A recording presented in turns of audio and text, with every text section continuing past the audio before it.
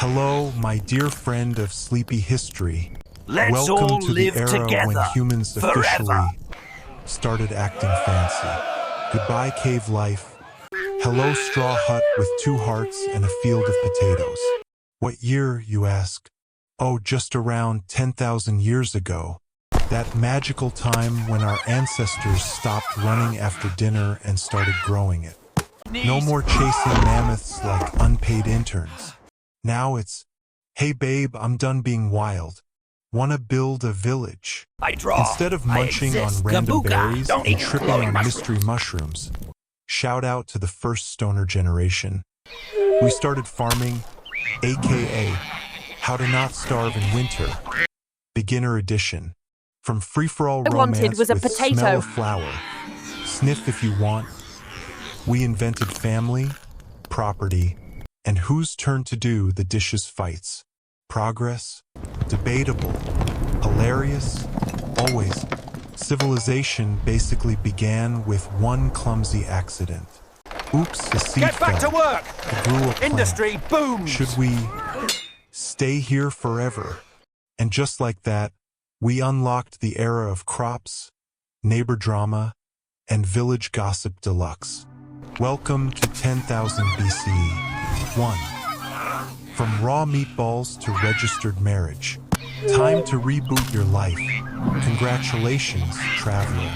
You've just been reincarnated as a real-deal ancestor in 10,000 BCE. No pants, no phone, no shoes. Just you, your bare feet, and the heavy burden of accidentally inventing civilization. Welcome to the Neolithic Revolution, baby. This is the time when humanity collectively said, hey, what if we stopped running after dinner and made dinner grow in our backyard instead? A wild idea, we know. Back in the day, flirting meant chasing mammoths together.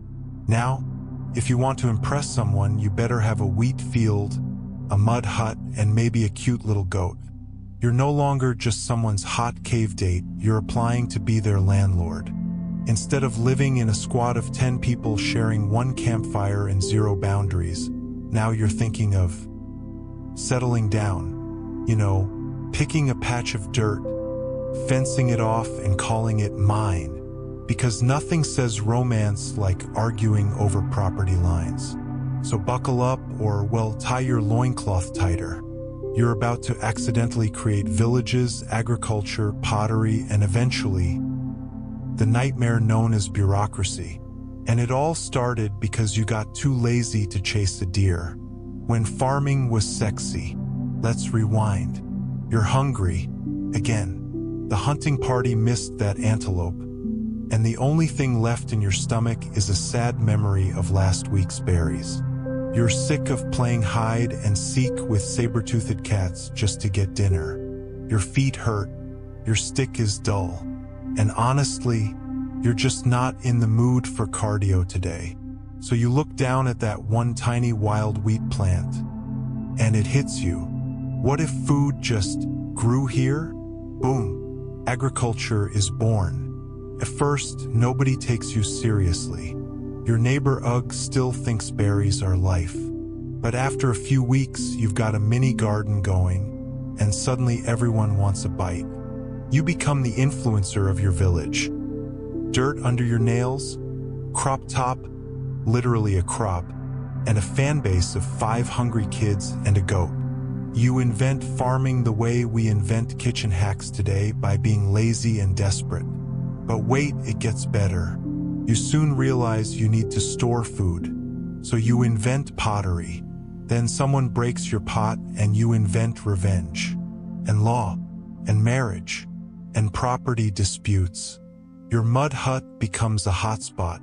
People want to move in. You throw the first housewarming party in history, complete with smoked roots and fermented disappointment.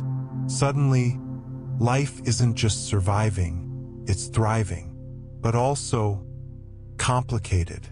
Because now you owe your neighbor 2 chickens, your wheat got eaten by a goat, and your partner is mad because you forgot their anniversary, whatever that is. The first real estate drama. You know what happens when humans stop moving? They start nesting. And when they nest, they argue. And when they argue, someone invents the concept of, "That's my land, Karen." Congratulations. You are now in the middle of history's first homeowners association. You build a fence. Your neighbor copies your fence. Suddenly, your peaceful dirt patch becomes suburban Mesopotamia. But hey, at least you're not homeless anymore. You have a hut, a roof, a place to scream into the void. That's progress.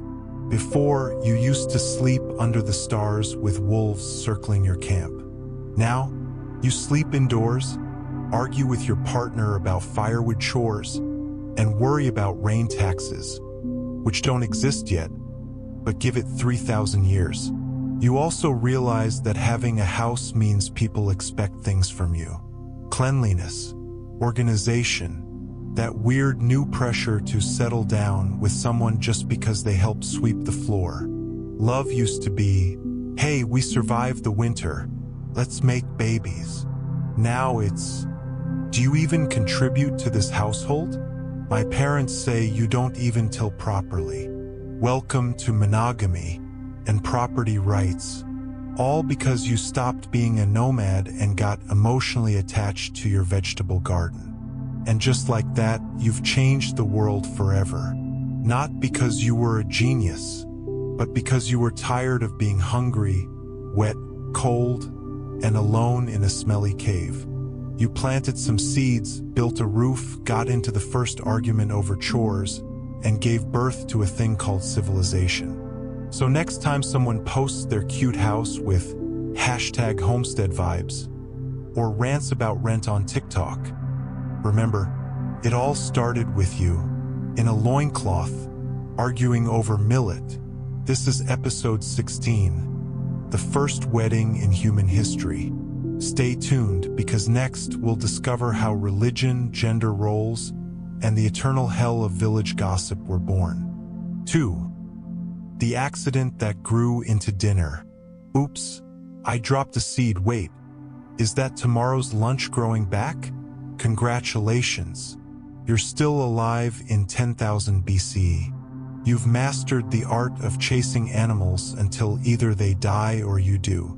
You know the perfect berry to eat, and the one that turns your stomach into a volcano. Life is simple but exhausting. Every meal is a gamble. Every day is a cardio session. But then, one day, something magical happens.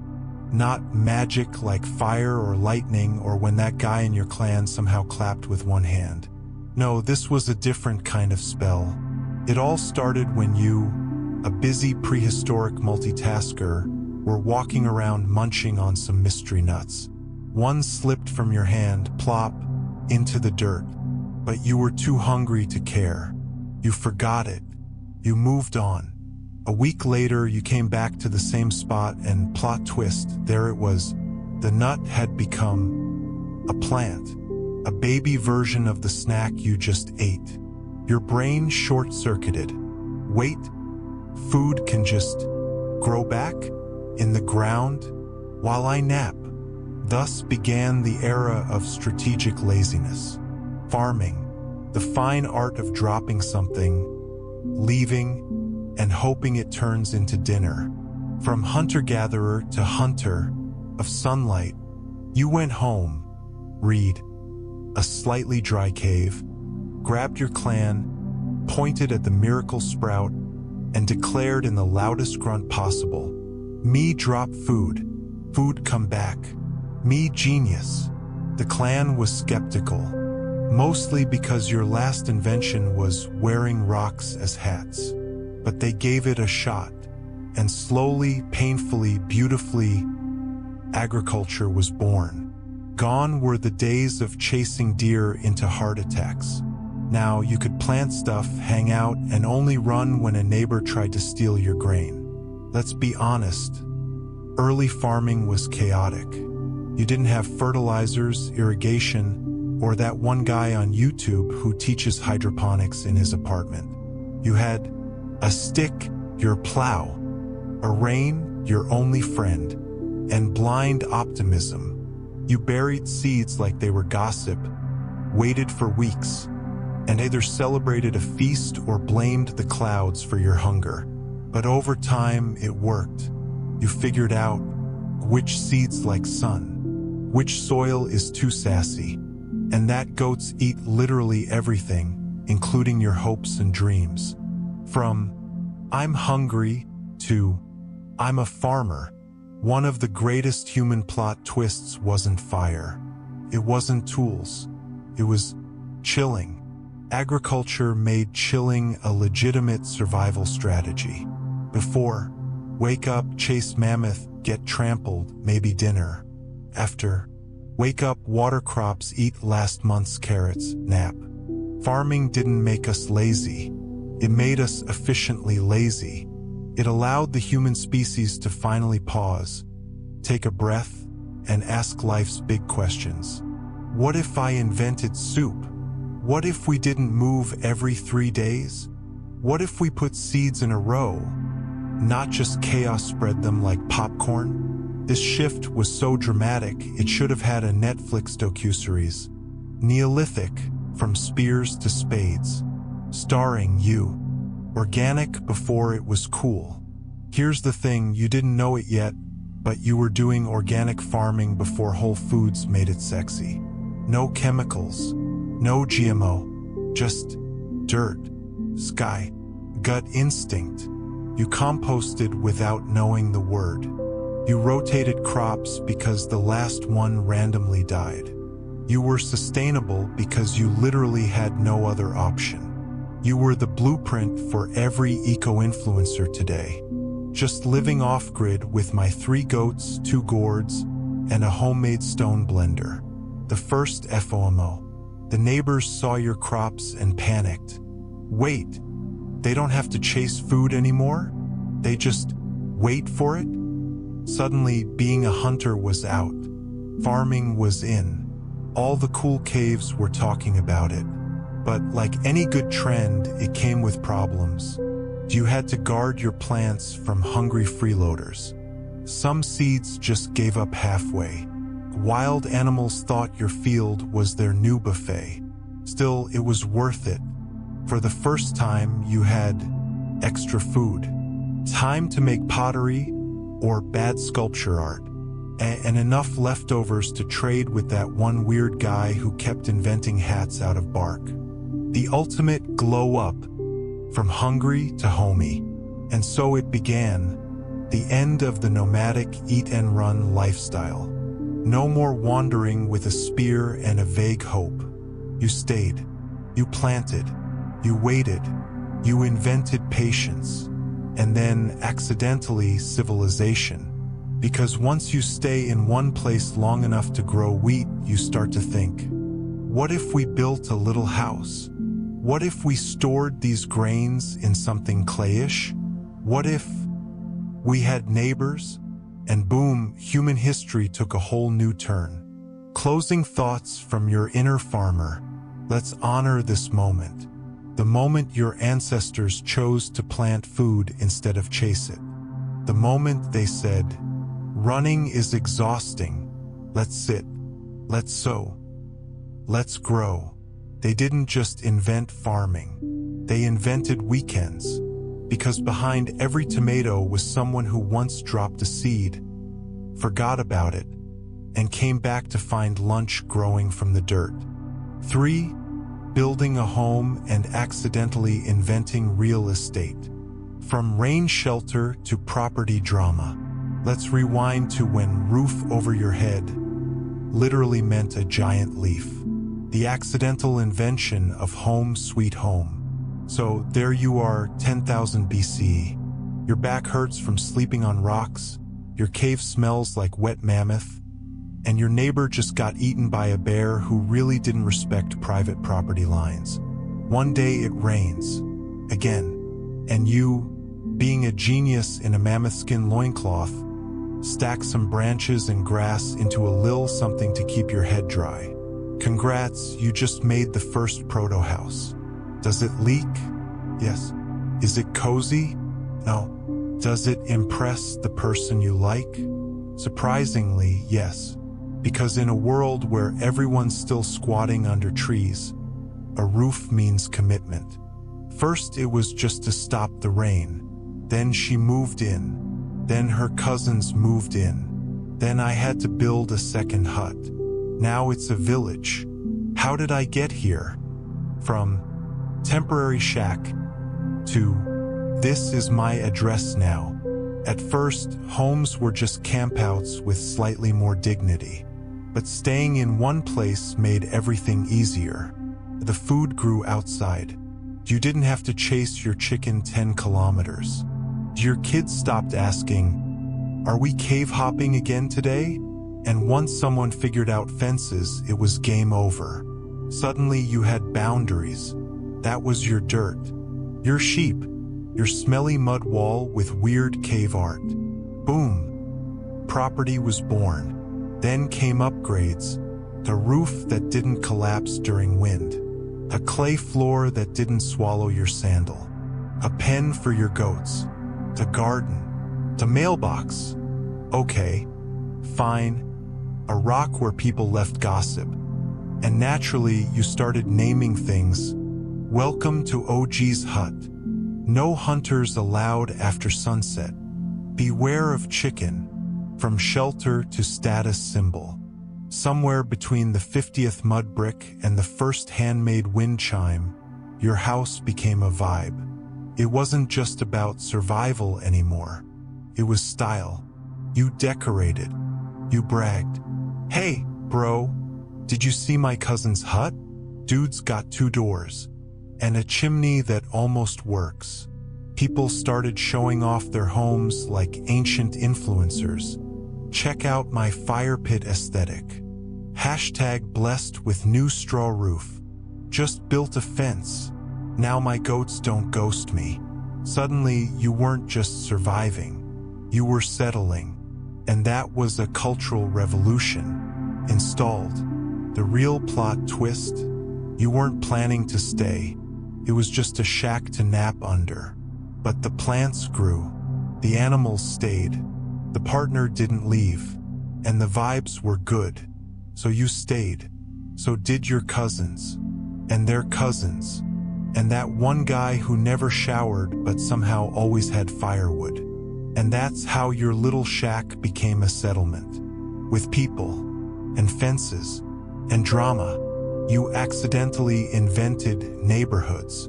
TLDW, too long. Didn't wander. Houses started as rain shelters. Then they got upgrades, thanks to clay, wood, and pure pettiness. Then they became homes, and then villages. From, let's just stay here until the storm passes, to, welcome to our community. HOA meetings are Thursdays. No wild pigs allowed. Quote of the era. Back then, homes were to stop the wind. Now they're just for Instagram.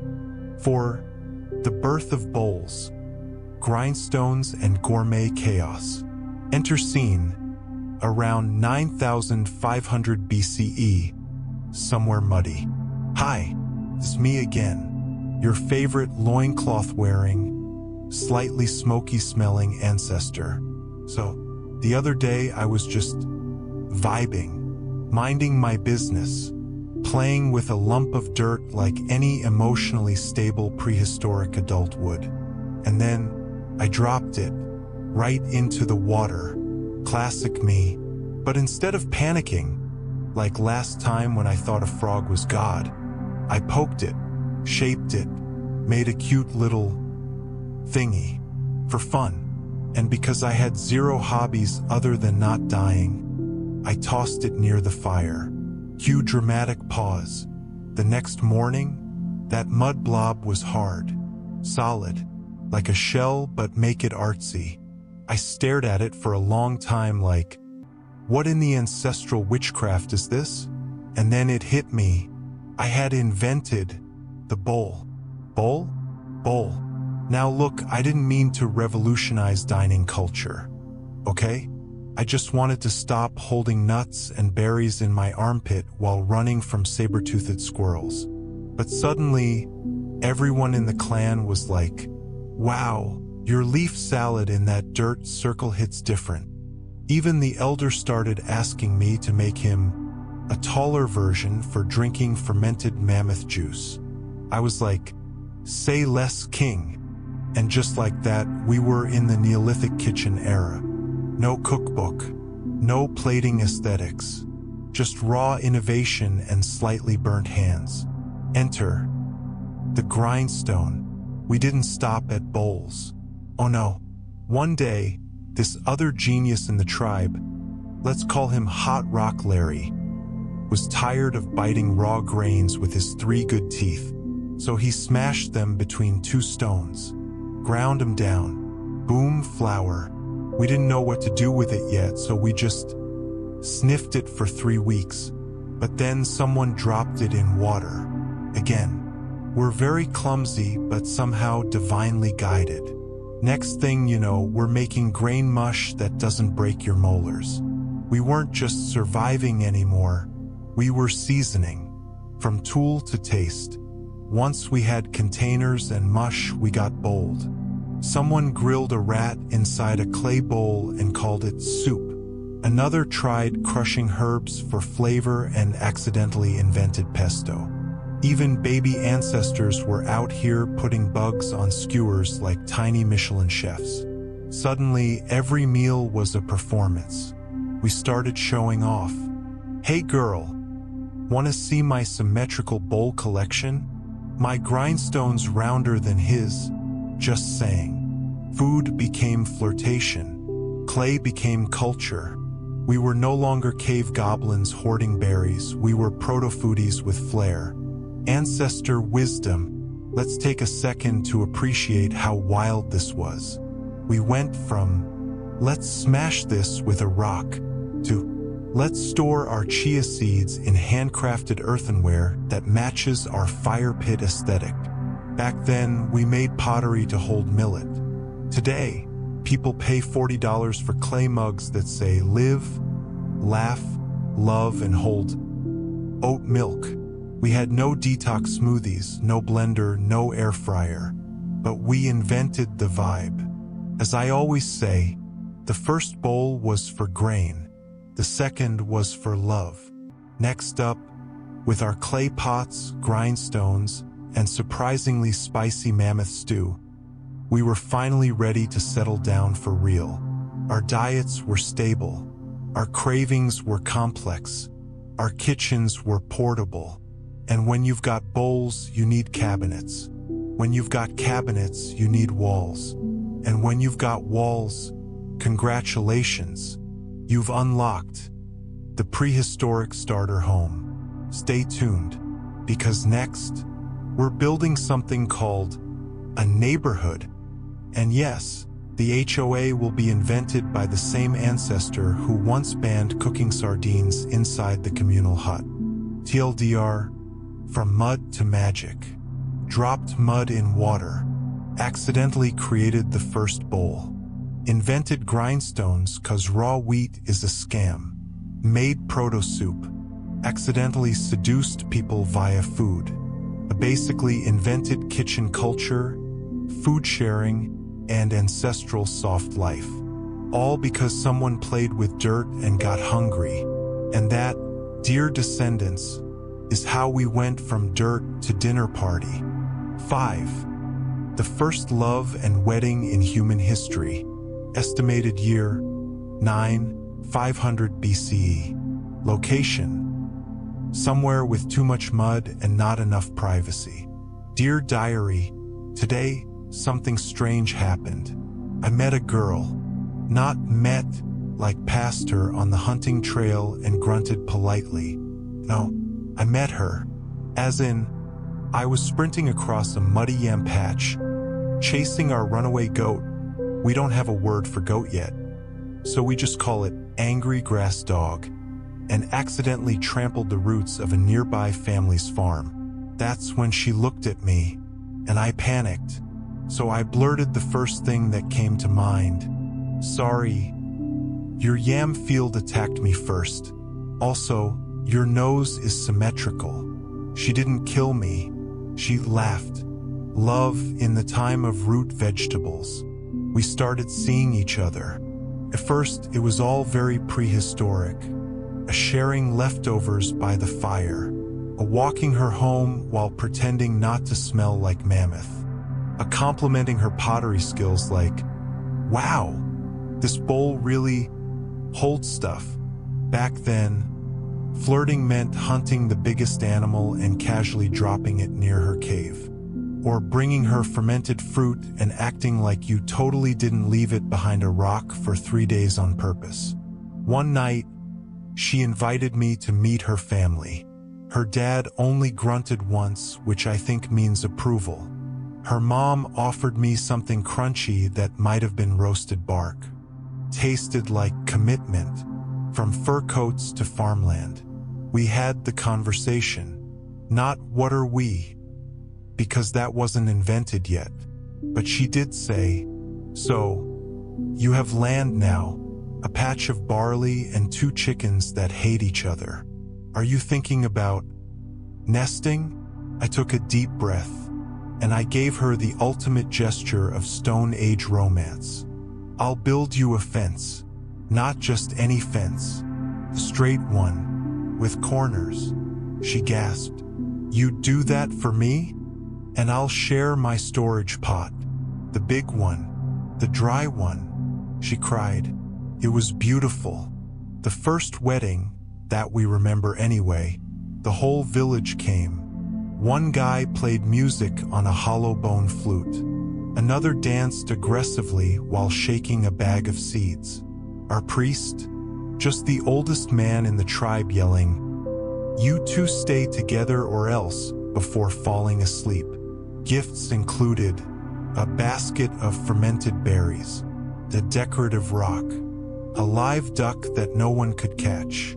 Instead of rings, we exchanged woven necklaces made from dried vines. Hers had a small polished pebble in the center. I picked it because it looked like a heart, or a kidney, still romantic. And just like that, we were bound by barley. Marriage, a shared lease on dirt. Turns out being married means arguing over where the goats should sleep, combining your firewood piles, calling dibs on the driest corner of the hut during the rainy season. But it also means someone to pick bugs out of your hair, someone who remembers which mushrooms don't kill you, someone who laughs at your jokes even when they're just you mispronouncing yam. Back then, we didn't have prenups. We had pre-dug toilets. And yes, we fought. Like when I put her favorite bowl too close to the fire and it exploded. But we also made up. With cuddles. And soup. Mostly soup. From love to local government. After our wedding, others followed. Suddenly, everyone wanted fences. Shared fire pits. Rules about whose chickens could wander where. Marriage made us invent boundaries and alliances, and eventually in-laws. Her mom moved in for a moon cycle, brought her own firewood, but still. In conclusion, my descendants, we used to hunt love. Now we grow it. Sure, it's messier, more complicated. You can't solve every problem by offering a rabbit anymore. But I wouldn't trade this life, not even for the finest mammoth steak. Because every morning, I wake up next to someone who makes even mud huts feel like home. And that is the greatest invention of all. Your great-great whatever grandpa, currently washing dishes with sand and pretending it's romantic. 6. The greatest event no one noticed. Stability. Invented by accident, perfected by exhaustion. Let me be honest with you, diary. I didn't mean to invent civilization. I just wanted a nap.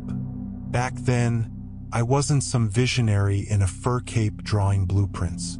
I was a tired, hungry, semi-hairy Homo sapien just trying not to get eaten.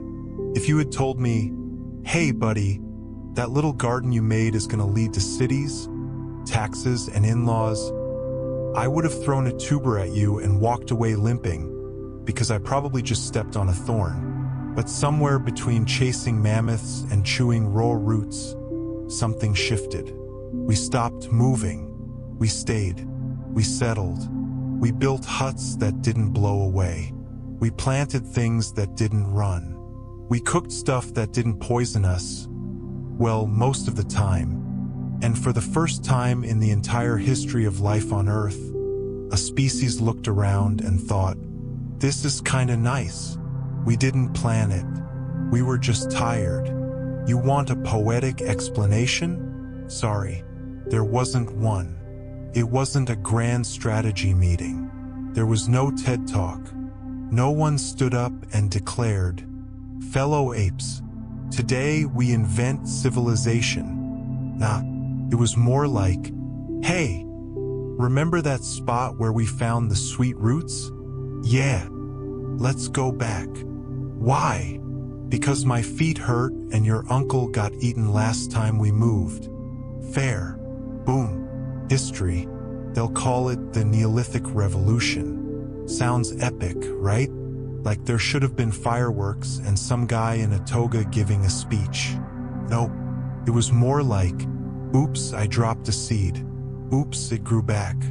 Oops. Now we don't have to hike 20 kilometers for breakfast. It wasn't genius. It was accident, sprinkled with exhaustion, wrapped in a blanket of trial and error. We didn't invent farming because we were smart. We invented it because hunting is hard, and chasing animals while hangry is a nightmare. And so, unintentionally, we created something humanity would cling to forever. A routine, a rhythm, a reason to stay. From mud huts to starter homes. Once we started staying, the huts got fancier. First, it was just a pile of branches to keep the rain off our butts. Then we figured out fire inside equals warm plus not dead. Then someone said, hey, what if I build a wall so my cousin stops snoring next to my head? That was it. Personal space. Invented. Interior design. Born. Soon we had yards, fences, storage pits, and yes, chickens that were technically ours. From, I just need shelter to, hey, this is my cave. Congratulations, humans. You invented ownership. We didn't know we were building a legacy. Nobody paused and thought, wow, we're laying the foundation of modern society. They were too busy figuring out how to make fire last the night and why little Timmy keeps licking frogs. But every small decision, every lazy compromise, every let's just stay one more season, they piled up. And the next thing we knew, we had fields, we had fences, we had feasts, we had feelings.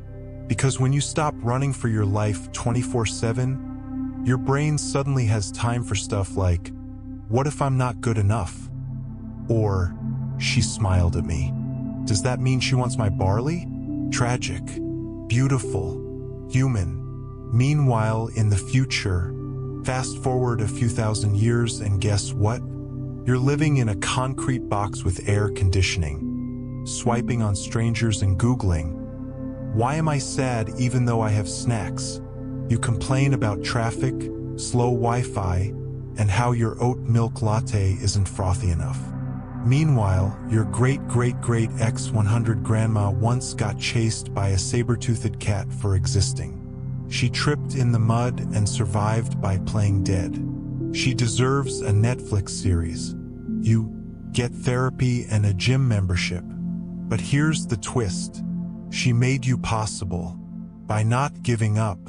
By staying, by building something that lasted one more day, one more storm, one more season.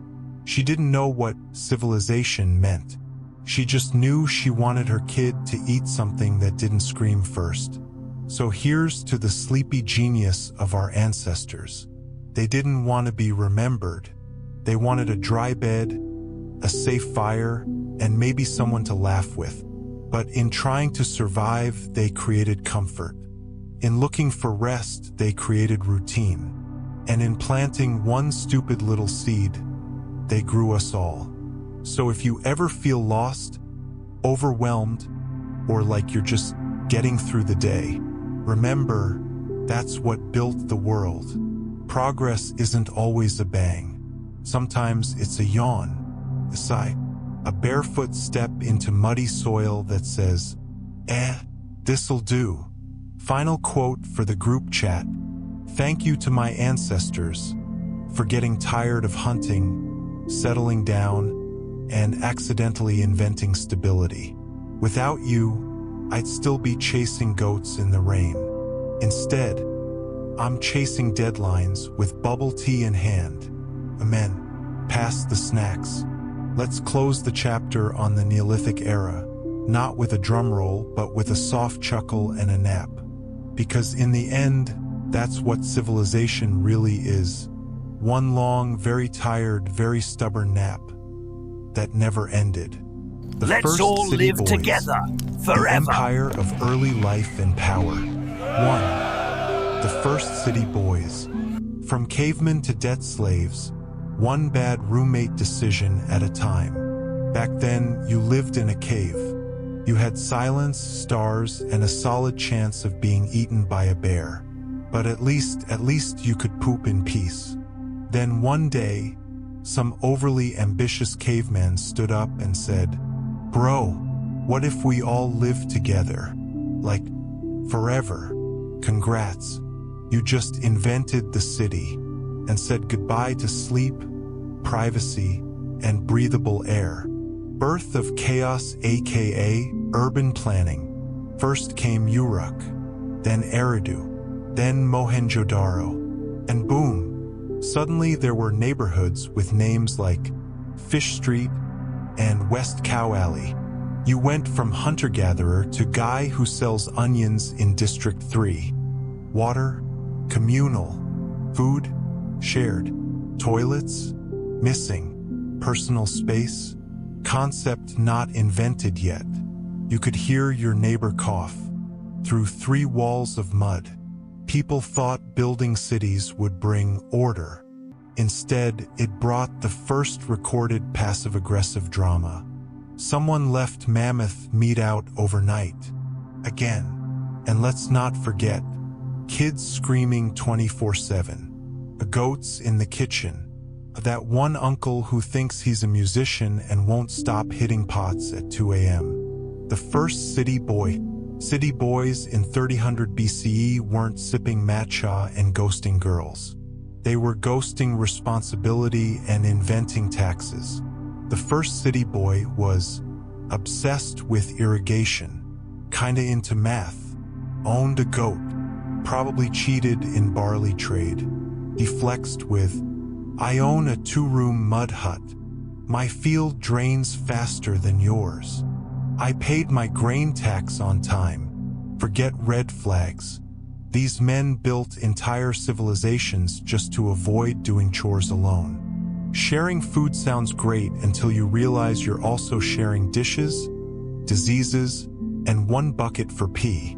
Urban genius and other mistakes. Early city planning logic. Build houses before toilets. Put cemeteries next to water wells. A host ritual sacrifices in the grain storage zone. Smart? No. Survivable? Barely. Historical? Absolutely. Cities were romanticized cesspools. The mud was always too wet, the water always too dry. But humans kept building. Why? Because someone said, "We can grow together." And now you're in a 1-bedroom apartment with rent higher than a Mesopotamian ziggurat. Then versus. Now, same chaos, better plumbing. Then, city boy stored water and divided crops. Now, city boy stores Tinder matches and divides the bill. Then, built a house with cousins, uncles, entire clan. Now, I still can't find 3 friends to help move a couch. Then, woke up at dawn to dig a canal. Now, wakes up at 10 a.m. to repost memes about capitalism. Your ancestors survived locusts, drought, and food riots. You survived 3 days without Wi-Fi. Barely. What did it cost? Everything. Sleep gone. Clean air, LOL. Freedom, replaced with HOA meetings led by a guy in a clay hat. But it also meant teamwork, specialization. First group hug, probably accidental. Cities made humans weirder but also stronger. You weren't just Ugg the Hunter. Now you were Ugg, head of public poop pit maintenance division. A title, a legacy. Final thoughts from a mud hut balcony. They built cities with bare hands.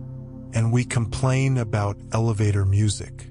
They ate millet and raw onions. We complain our oat milk wasn't foamed right. They fought off disease, floods, and war, all while figuring out plumbing. We fight over parking spots and whether pineapple belongs on pizza. But maybe they weren't so different. Both then and now, people just wanted the safe roof, a full belly, and someone cute to sit next to at the fire. So next time your landlord raises rent, just remember, at least you're not trading goats for toilet access. And thank your ancestors. They gave up caves, comfort, and probably several toes, so you could live in a high-rise, sip iced coffee, and still forget to do laundry. 2. Gods, kings, and other HR problems. You had a stomachache. You thought it was raw clams. Your neighbor said the rain god was mad at you. So yeah, welcome to religion. When in doubt, blame the sky. Somewhere between chasing goats and inventing sandals, our ancestors looked up and went, big boom in sky, crops dying. Maybe sky angry? Thus was born the original customer service hotline. Prayer. Didn't rain for months? Offer a chicken. Too much rain? Offer 2 chickens. Volcano explode? Better toss in your cousin, just to be safe. This wasn't science. This was vibe-based forecasting. Every sneeze, crop failure, or unfortunate diarrhea was divine drama. You didn't catch a cold, the wind god gave you a passive-aggressive curse. And the best part? The gods were petty, like Kardashian-level petty. They'd ruin your harvest because you wore the wrong leaf to the temple. They'd flood the town because someone forgot to clap twice during the moon ritual. They were basically celestial Karens. HR department, divine edition. Of course, someone had to talk to these gods. You couldn't just walk up and FaceTime Thunder Daddy. So we invented priests, early middlemen, professional god whisperers, and part-time dramatic performers. Priests had drip, feathers, inked symbols, rags that looked expensive. They chanted, danced, fasted, and collected offerings like they were running a pop-up Etsy for souls.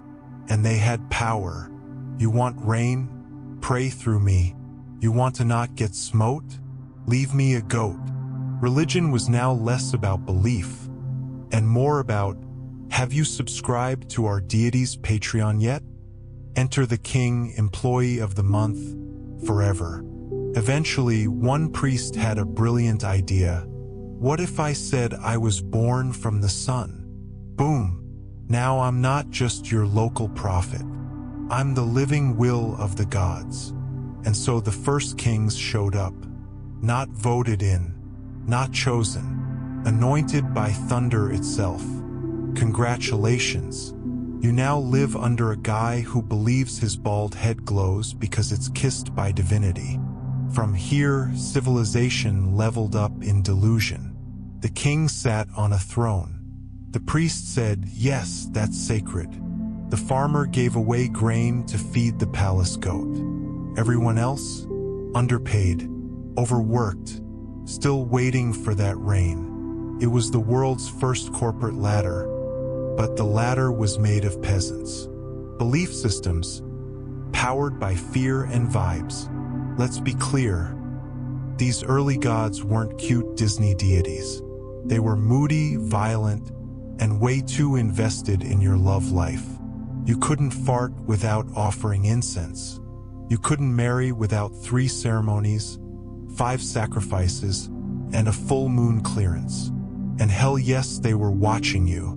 Not in a Santa Claus way, in a Big Brother with fireballs way. But hey, believing in gods gave people comfort. They explained lightning. They made death less scary. They turned suffering into something sacred instead of just life being life. It was quite literally coping. Bureaucracy, the OG buzzkill. To keep track of all this divine drama, cities started building temples. Massive, stone-built anxiety factories where you went to beg for mercy. Inside, scrolls, calendars, lists of who sacrificed what, early receipts, early complaints. Dear temple, I gave 2 goats and my neighbor still got the better harvest. Seuss. We invented clergy, temple assistants, scribe interns, each with a job, a dress code, and a daily fear of being struck by lightning. It was the first HR system in history, but instead of filing complaints to HR, you filed them to Horus. Kings and KPI, the Divine Performance Review. Remember the king? Yeah, well now he's running an empire, which means rules, taxes, quotas, and who checks if he's doing okay? No one, because he's the God-chosen one. This is where the madness begins. He builds pyramids for fun. He renames the calendar. He taxes people to build statues of himself. The farmers are like, "Can we eat?" And the king's like, "Sure, but also, here's a 30-foot version of my nose in stone." Modern translation: old kings ruled by thunder. New bosses rule by Google Slides and, let's circle back, hierarchies. Because why not make life harder? Suddenly, everyone had a place. At the top, the divine king. Next, priests, scribes, professional goat whisperers. A middle, traders, artisans, and guys who fix broken pottery. A bottom, farmers, mud carriers, unpaid interns, and that one dude who always dropped the grain. Your job? Chosen at birth. No switching. You can't just wake up and say, "You know what? I think I'm a potter now." Nope, you're a wheat guy till death. It was the start of career stagnation, just without LinkedIn. Divine madness. Let's not forget, this system worked. It lasted thousands of years. People genuinely thought their king was half lion, half sunbeam. They paid taxes to please gods who never answered back. And they died hoping the afterlife had better toilets. But at least they had meaning, a reason, a story to make the suffering feel like it mattered. And honestly, that's still what we're doing now. Only we call it manifesting and complain on Instagram when Mercury's in retrograde. Modern punchline? Back then, people worshipped gods to explain their pain. Today, we just blame it on gluten. Or better yet, ancient kings ruled with divine thunder. Today's bosses just use KPI and Excel sheets. But somehow, it still hurts. 3. The bureaucracy strikes back. You got robbed. You went to report it. The official asked, "Do you have a stone tablet to prove that grain was yours?" You cried. Long before email threads, customer support lines, and HR memos, there was clay. Wet, heavy clay. And some poor ancestor was assigned to carve your complaint into it. Thus, bureaucracy was born, not out of malice, but out of someone's obsessive need to count every bag of barley. Welcome to the world's first paperwork. When grain became data, At first, humans just wanted to survive. Hunt mammoths, pick berries, chill by the fire. But once people started farming, storing grain, and trading goats, things got complicated.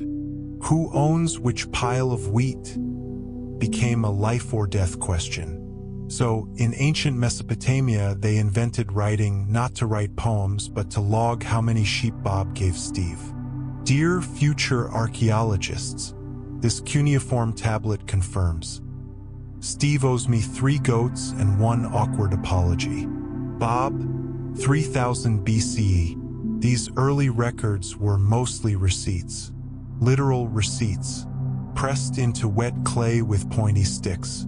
Bureaucrats were basically ancient Excel sheets with sunburns. Meet the first office workers.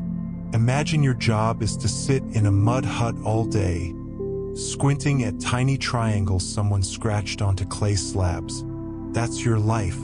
Congratulations, you're a Sumerian administrator. Your tasks: a log every grain sack in and out of the temple granary. Inspect canals to make sure Farmer Uruk didn't pee in them. File reports on goat thefts using a system only 3 people on Earth can read. We invented writing, said one scribe proudly. And now I spend 9 hours a day writing that we're low on lentils. Even gods got receipts. There were temple scribes who documented how many offerings were made to which deity, when, and by whom. Because heaven forbid you offer a cow to the rain god that was meant for the sun god. That's how plagues happen. Hammurabi's HR department. As record-keeping expanded, so did the rules. Around 1754 BCE, King Hammurabi of Babylon got sick of people winging it and dropped the Code of Hammurabi, 282 stone-carved laws so detailed they made your HOA rules look chill. You gouge out someone's eye, they gouge out yours. You build a house and it collapses and kills the owner, you die. You hit your dad, you lose your hand. No appeals, no fine print, just cold, hard basalt. But at least it was fair, right? Well, maybe, depending on your status. If you were elite, you got discounts on punishments. If you were a slave, good luck. Ancient HR still had a thing for hierarchy. The Great Clay Paper Trail. As cities grew, so did their need for more scribes, more stamps, more bureaucracy.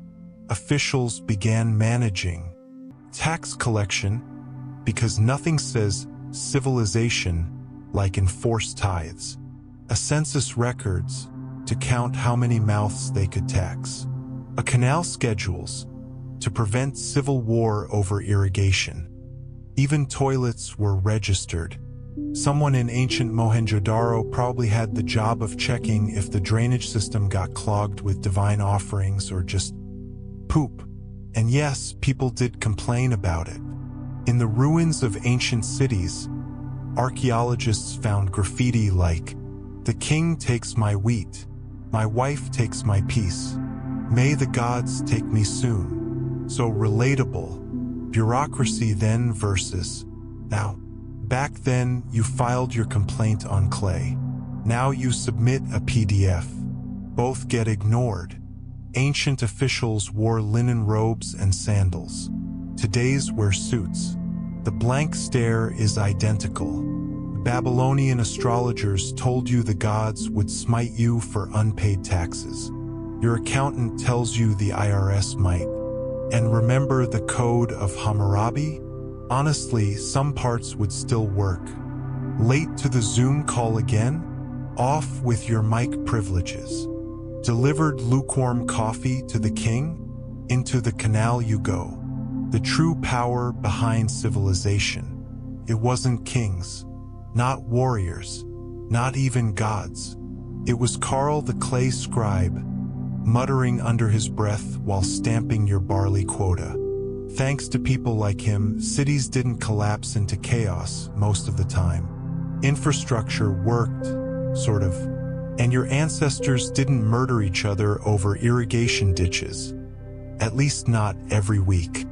So next time you grumble about filling forms, Remember, once upon a time, your ancestors invented paperwork so your grain wouldn't get stolen. Now you fill Google Sheets to make sure your boss remembers your birthday. Evolution, baby. From grain to the first guy who got his account frozen. A tribute to the first taxpayer who just wanted to keep his rice. So here we are, from muddy huts to golden temples, from scratching the dirt for yams to scratching our heads over tax returns. Human history began not with a bang, but with someone quietly whispering, "This pile of grain is mine. Touch it and I scream." Yep, civilization was not born out of love, unity, or cosmic destiny. It was born because someone didn't want to share lunch. Let's review. The first city? Built because it's easier to guard your food stash when everyone else is 2 feet away. Gods? Invented to make people feel guilty about stealing your barley. Kings? Just rice hoarders with a good PR team. Writing? So you could tell Chad from the next village, "You still owe me 2 sacks of wheat, bro." Laws? AKA return my grain or lose an eyeball. Taxes?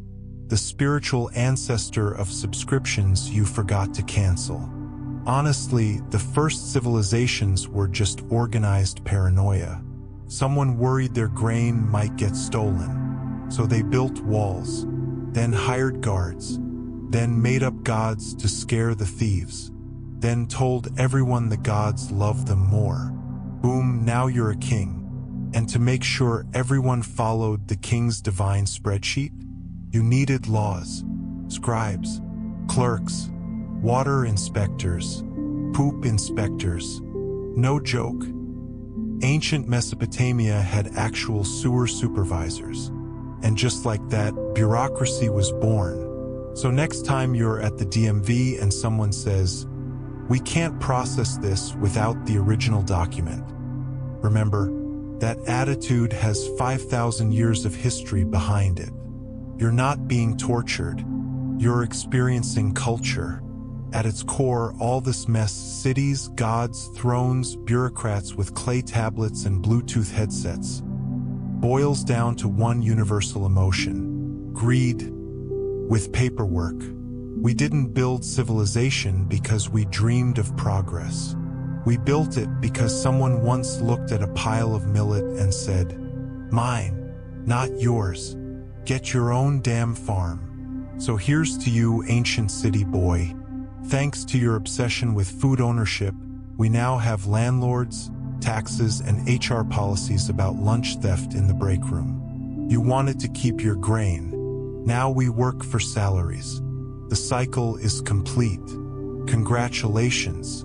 Humanity was just a long journey from a hungry farmer with boundary issues to a guy getting his Venmo frozen for suspicious barley transfers. Fighting must have style. Echoes of the empire. Back then, even war had to be sexy. Back in the hunter-gatherer days, fighting was easy. You strong, you win. That's it. No tactics, no matching outfits, no branding. But once humans figured out how to build temples, cast armor, and sculpt statues that made them look taller and buffer than real life, sorry, we got glamorous. Welcome to the golden age of aesthetic warfare, where kings were eyeliner, soldiers marched like runway models, and philosophers yelled from the sidelines. Violence is bad, but if you must fight, at least quote me. In this era, raw strength wasn't enough. You needed style, a brand, and an entourage of artists to paint your heroic pose mid-sword swing. Lose the battle? No worries, as long as you lose with a theme. And yes, it's true. Back then, you conquered riding elephants. Now you conquer by IPOING your enemy's startup and telling your origin story on a podcast. History wasn't just made by winners. It was made by those who looked iconic losing. 1. Ancient Greece. where everything started with drama and ended with more drama. Welcome to ancient Greece, the place where people invented democracy, philosophy, and gym brothers. Also, where neighbors went to war because someone gave them a weird look. There were basically two moods here. Athens, the deep thinkers, obsessed with art, poetry, debates, and wine. Sparta, the shut-up-and-fight crew. Feelings? Never heard of them. Spartan parenting. Congrats, you're 7. Here's a shield. Survive in the wild or don't come back. Athenian parenting. Sweetie, do you think the soul is immortal? One raised muscle, the other raised eyebrows. And the philosophers. Any minor problem was an excuse to sit around drinking and ask things like, what is justice? Who am I? Is love real or just a brain chemical? Equals end of day. Zero productivity. Peak vibe. Democracy. Sounds cool, right? It was basically a bunch of elite dudes yelling in the town square. Women, slaves, foreigners, not invited. So yeah, democracy, but make it exclusive, like a group chat where only the admins can talk. Art, everyone was naked, like full-on naked statues with six-pack abs. If you didn't look like a gym god, you weren't getting sculpted. War? Greece mainly fought itself. Each city had an ego the size of Mount Olympus. Athens called Sparta uncultured. Sparta said nothing and punched first. It was basically a long-running reality show with better costumes. The gods didn't help at all. Constantly jealous, hooking up with mortals, turning into animals for fun. Olympus was one big chaotic family reunion minus the potato salad. And yet, they gave us a lot. Math, theater, the Olympics, philosophy, and 300 random words you now have to spell in your history test. In short, ancient Greece was like a group of genius friends who were also a little unhinged. They thought too much, talked too much, got mad easily, and accidentally built Western civilization. Thanks, ancestors. You were a mess, but an iconic one. 2. Ancient Rome. The art of conquering without inventing anything new. So here we are, in ancient Rome, where your ancestors mastered the ultimate life hack. Steal, remix, and look confident. Romans didn't invent much. Greek gods, stolen, renamed. Boomed, now it's Jupiter, not Zeus. Architecture? Hey Babylon, nice aqueducts. Mind if we copy-paste those? Even their fashion was borrowed. To be Roman was to say, we made this, when in fact, they just slapped their logo on it. But let's be clear, what they lacked in originality, they made up for in world domination energy. Rome didn't ask if they could sit with you. Rome marched in, took your lunch, then paved a road over your house with indoor plumbing. Their true invention, infrastructure, and organized chaos. They built roads so straight they're still used today. They invented public toilets before most people knew not to pee in the river. They were the OG urban planners with a slight empire problem. Warfare? Brutal. A Roman war campaign was basically, Step 1. Show up on time, Google Calendar energy. Step 2. Conquer you. Step 3. Log your entire population into a giant spreadsheet. Excel vibes. If they liked you, congratulations, you're Roman now. If they didn't, well, let's just say the Colosseum needs lions. And boy, did they love admin. Rome had taxes, legal codes, governors, census reports, and 80 kinds of officials who all wore sandals. Bureaucracy was their love language. Want to be a citizen? There's a form for that. Want to appeal your execution? Also a form, too bad you're already dead. But Rome was fair-ish. If you joined the empire and didn't cause drama, you got roads, markets, bathhouses, gladiator fights, Netflix, but bloodier, and a front row seat to whatever mess the emperor was causing this week. Oh yes, the emperors. What a cast. There was one who made his horse a senator. Another burned half the city and wrote poetry about it. If Twitter existed, Rome would have collapsed from PR scandals alone. Still, Rome was a vibe. Togas? Questionable. But wine? Amazing. Banquets? Extra. And the Roman motto? Bread and circuses. Keep people fed and entertained, and they won't notice you're taxing them to death. But as with all things that get too big to fail, they failed. Corruption, rebellions, too many emperors thinking they were gods. Eventually, the empire split like a bad friend group, and everyone started calling themselves the New Rome for clout. Moral of the story? You don't need to invent everything. You just need a solid brand, great roads, and enough soldiers to make people agree with you. Also, maybe don't build your empire so large it takes 3 months to walk across. Rome wasn't built in a day, but your empire might collapse after one bad tweet. So take notes, or don't. The Romans already did it for you. 3. China. Welcome to the Dynasty Simulator, where strategy is life and conquering is optional. Year. Somewhere around 221 BCE. You, a confused time traveler in sandals, fresh out of a teleporter, and somehow now a minor official in ancient China. Good luck.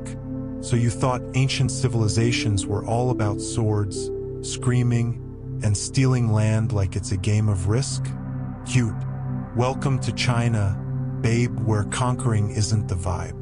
Here, we let others come, get impressed, and then accidentally copy our homework. Day 1 on the job, you show up ready to fight. You've watched 300 and Troy. You're flexing like a Spartan, and you scream, "Where's the war at?" Your supervisor, a calm Confucian gentleman sipping tea, blinks at you and hands you a scroll. It's a 5-year plan, not a spear. Not a sword, a spreadsheet, on bamboo. Lesson 1, in ancient China, we don't fight first. We plan, strategically, for generations. While the West was still arguing about whose gods had better abs, the Chinese were busy engineering rivers, inventing bureaucracy, and debating whether humans are naturally good or just need a decent education system. You, in modern terms, you're basically an unpaid intern in the empire's HR department. Qin Shi Huang, the world's first micromanaging CEO. He's the guy you'd meet in a corporate leadership seminar if the seminar also involved building giant walls and burying scholars alive. He doesn't ask for opinions. He is the opinion. This man unified China by 1. Canceling all the other kings. 2. Standardizing weights, measures, and even how to write toilet. 3. Building the Great Wall like it was a group project with no one else contributing. He's fast, efficient, and has serious, I run this like a startup energy. Honestly, you're 75% sure he's AI, or at least not sleeping. Your job under his reign? Making sure people shut up and obey. So yeah, you're now in charge of inventing red tape. Meanwhile, you're starting to notice something weird about Chinese history. Every time a dynasty dies, either due to rebellion, famine, or someone forgetting to pay soldiers, another one rises. With a new philosophy, a new dress code, and somehow a new tea. It's like historical rebranding. First, you had the feudal chaos. Then Confucius dropped in like a TEDx speaker from 500 BCE, preaching about virtue, filial piety, and how maybe, just maybe, if everyone chilled and respected their parents, the world would be fine. Spoiler, no one listened immediately, but his quotes became merch-worthy. Think, "He who conquers himself is the mightiest warrior." Now imagine that on a tote bag. Meanwhile, the Chinese Empire keeps evolving like it's in beta testing. Han Dynasty, boom. Silk Road, diplomacy, paper, and that one guy who figured out how to write down taxes. A real hero. Tang Dynasty, poetry, fashion, the peak of soft power. You're now in a court full of artists who casually drop bars in calligraphy. Culture flex level insane. Song Dynasty? We're talking gunpowder, movable type, and possibly the earliest version of a music streaming device in the form of mechanical puppets that sing. Yes, really. You're just trying to file a report on crop rotations and someone next to you invents a compass. And through it all, you realize something. Nobody here is trying to conquer you. They're just quietly building a civilization so cool you'll want to copy it anyway. Then come the visitors. Nomads, traders, even Marco Polo. All show up like influencers visiting a fancy Airbnb and go home trying to recreate it. You know what the empire does? Doesn't invade, doesn't gloat, just smiles politely, hands over some tea, and updates the protocol to make foreign visitors pay tribute next time. It's passive-aggressive diplomacy at its finest. Let's talk philosophy. Every dynasty that collapses triggers an explosion of new wisdom. You've now survived. The legalism, punish everyone, trust no one. To Confucianism, love your parents or else. A Taoism, just vibe, bro. Buddhism, suffering is inevitable, but at least we have incense. You're dizzy from all the schools of thought, but you're starting to get it. In China, even collapse is part of the design. It's a philosophical sandbox where every social breakdown is followed by a new update patch, complete with moral lessons and a rebranded emperor. Final boss level, you're now older, wiser, and wearing long robes. A young foreign diplomat arrives, hoping to trade. He asks, "How did you conquer so much without leaving your borders?" You sip your tea, smile gently, and say, "We didn't conquer the world. We built something worth imitating. That's all." Post-credit quote, from Confucius to self-help YouTubers, everyone wants to teach you how to live. Problem is, who has time to listen? For empire aesthetics, when your helmet has to match your skin tone. Welcome to the Met Gala of world domination. Because back in the day, empires didn't just conquer, they curated. You weren't truly powerful unless your flag slapped, your statues had abs, and your soldiers looked like they just stepped out of a historical K-pop video. Let's be honest, war was never just about swords. It was about style. Your army better march in sync. Your banners better fly dramatically in the wind, and your helmet better match your whole vibe. Welcome to the original runway, but with more spears. Alexander the Great was the first global influencer. He didn't just conquer the world, he branded it. The man walked through Asia, planting statues of himself like TikTok thirst traps. He claimed to be the son of Zeus, then made everyone say, "Yup, makes sense." And somehow they did. Every time he took over a new land, he'd rename a city after himself. There were over 20 Alexandrias, like a one-man Starbucks of conquest. You think your Instagram is curated? Bro died at 32 and still trends in textbooks. Egypt, Vogue meets divine right. Pharaohs had crowns taller than your GPA. Every outfit was bedazzled. Every movement choreographed like a Beyoncé tour. Even their eyeliner was waterproof, ancient innovation at its finest. And when you die, You don't just rot. You get mummified in luxury, stuffed with gold, cats, and your favorite snacks. That's not a funeral. That's an aesthetic exit. Rome? Clean lines, clean conquest. Statues with the perfect jawline. Roads so well made they still exist. And Latin? The dead language that refused to die, just to stay on brand. Their generals wore capes before Marvel made it cool, and their architecture? Timeless. You invade somewhere, then drop a bathhouse and a coliseum like it's a flex. Rome didn't just expand, it franchised. Mongols? Brutal, but with matching armor. They galloped across continents in coordinated fur and leather fits. You could be halfway through a village raid and still look like you were doing a Zara campaign in the steppe. Say what you want, but Genghis understood visuals.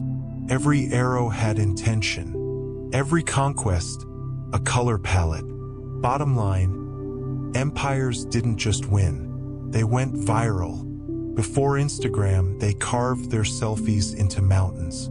Before TikTok, they dropped quotes on marble. Before Canva, they literally invented iconography. Going to war without a good outfit? Embarrassing. Conquering a land without renaming the capital after yourself? Amateur. And that's the lesson. Power fades, aesthetics last forever. Because in the end, you don't just want to rule the world. You want your statue to still be hot 2,000 years later. 5. Finale. From land wars to like wars. Back then, empires fought for land. Now, they fight for engagement. Once upon a time, power meant troops, taxes, and territory. Now it means trend-setting, tweet ratios, and TikTok algorithms. History didn't die. It just got a rebrand, and it's live streaming in 4K. In the old days, kings rode into battle with swords. Today, CEOs go viral with Threads posts and LinkedIn mic drops. Every keyboard is a battlefield. Every comment section is a political arena. We still go to war, just with opinions, memes, and cancel threats instead of spears. Empires used to flex armies. Now they flex visions. Every conquest needed a speech. Every campaign needed a story. And every story needed a main character, preferably one with good lighting and tragic backstory. Alexander the Great, master of expansion and aesthetic. The Roman Empire literally franchised themselves. Modern nations, fighting to trend. It's no longer conquer or be conquered. It's post or perish. Let's face it, all empires, no matter how sexy or savage, eventually fall. Sometimes it's famine. Sometimes it's rebellion. But more often, it's burnout and bad PR. One scandal, one exposed weakness, one failed campaign, and suddenly your empire is giving "we used to be a country" vibes. Because here's the real truth. You can build an empire with brute force, but to keep it alive, you need content strategy. You need a narrative. You need branding. You need someone to edit your legacy into a documentary with lo-fi beats and tragic voiceovers. And guess what? Even ancient ruins get more likes than your gym selfies. In this era, history isn't written by the victors. It's written by whoever owns the platform. The pharaohs had pyramids. We have Pinterest boards. They built monuments. We build follower counts. So yeah, we're still waging war. Only now the battlefield is digital. The weapons are aesthetic. And the prize? Not land, not gold, but influence.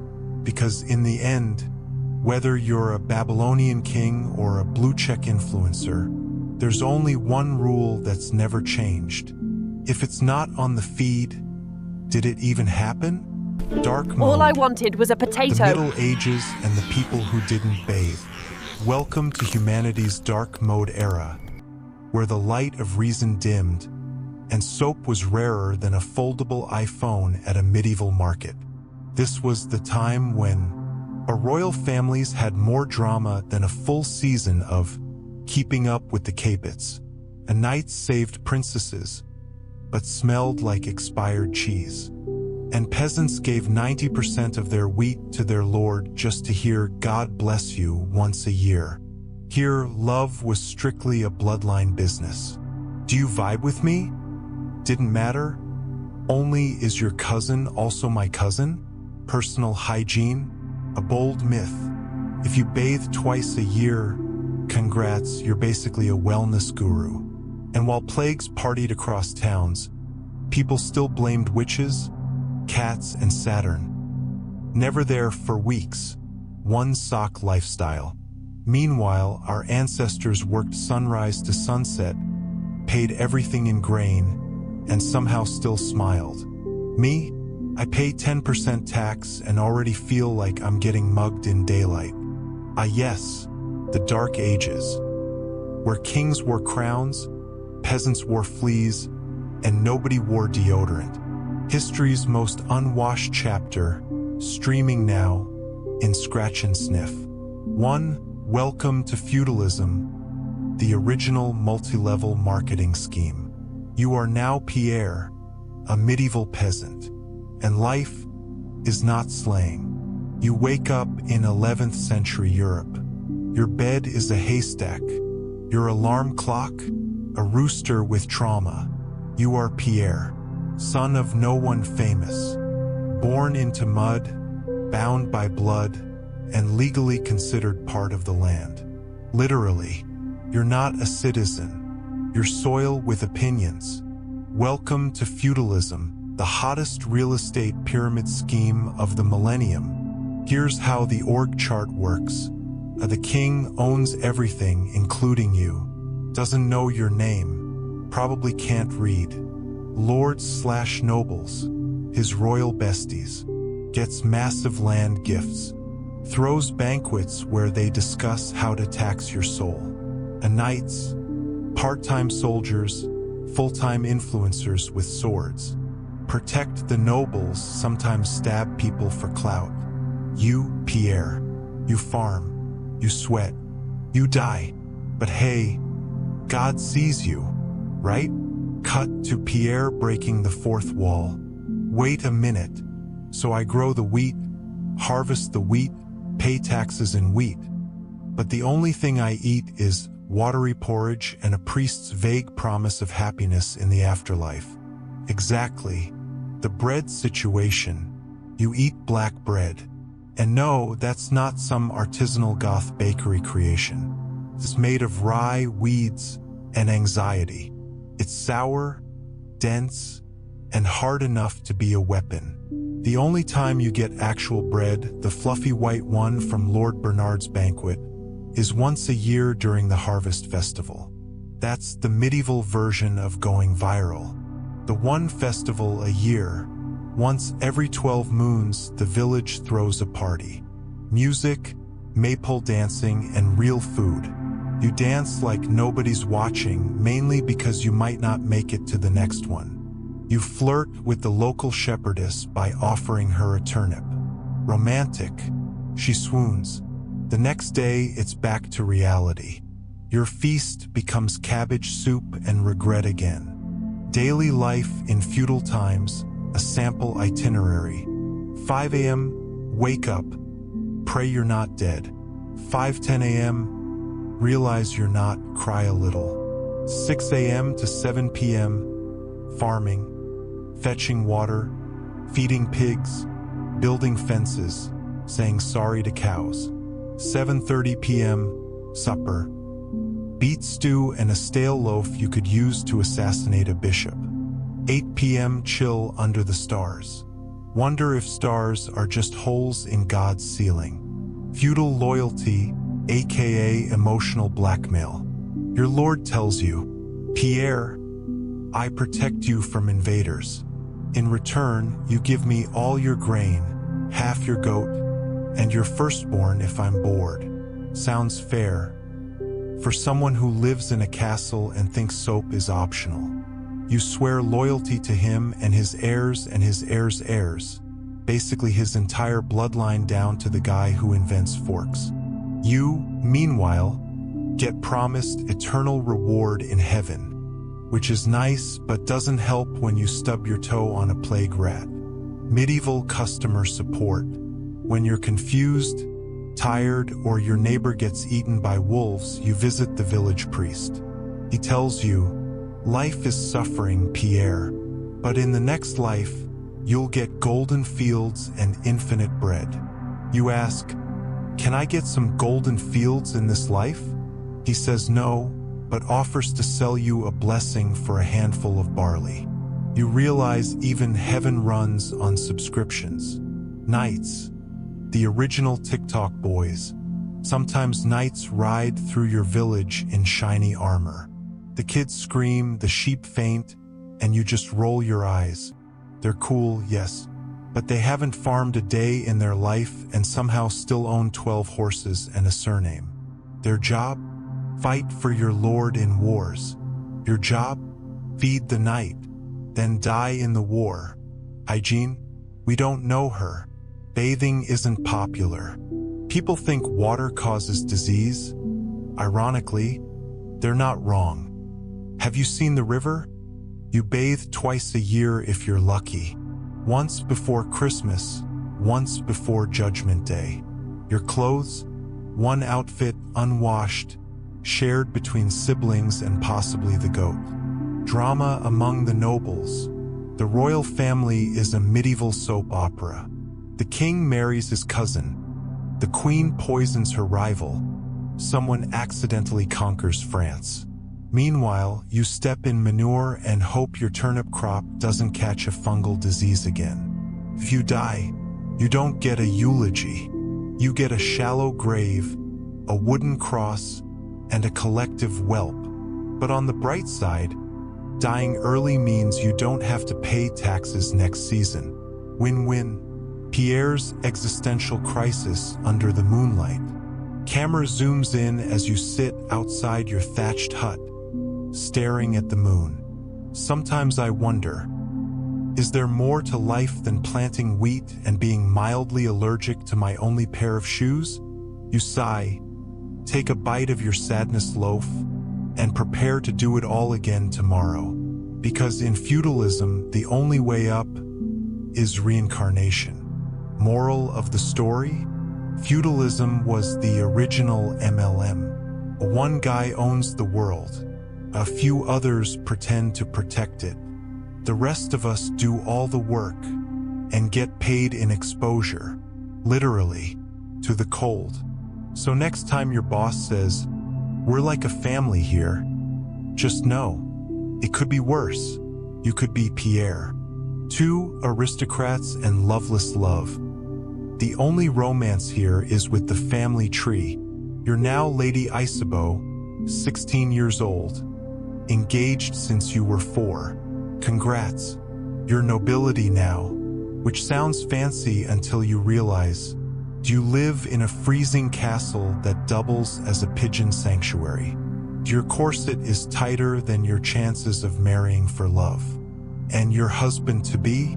A 42-year-old baron who smells like boiled onions but owns a river. Let's rewind. You, a hormonal teenager, just wanted to fall in love like those peasants in old songs. Dancing under the moonlight, making flower crowns, maybe kissing behind a haystack. But no, you got told, the Duchy of Aquitaine offers good irrigation. You're marrying into that. You ask your mother, but what about love? She blinks. Darling, this is the 1300s. Love is for peasants.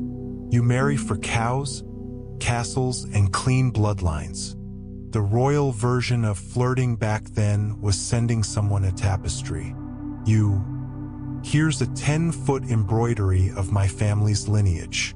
Swipe right. Him, nice borders. Want to unite our territories. Cut to your wedding night. You barely know this man. He gifts you a goat. You try to smile. He says, a symbol of fertility. You wonder how fast you can fake death and become a nun. More gossip than high school. You thought aristocrats were elegant? Think again. Welcome to Medieval Mean Girls, Crown Edition. Duchess Marguerite is spreading rumors that Countess Blanche only has 12 tapestries. Disgusting. Lord Henri is sleeping with his cousin. Again. Queen Eleanor just had her 4th child and no one's sure who the dad is.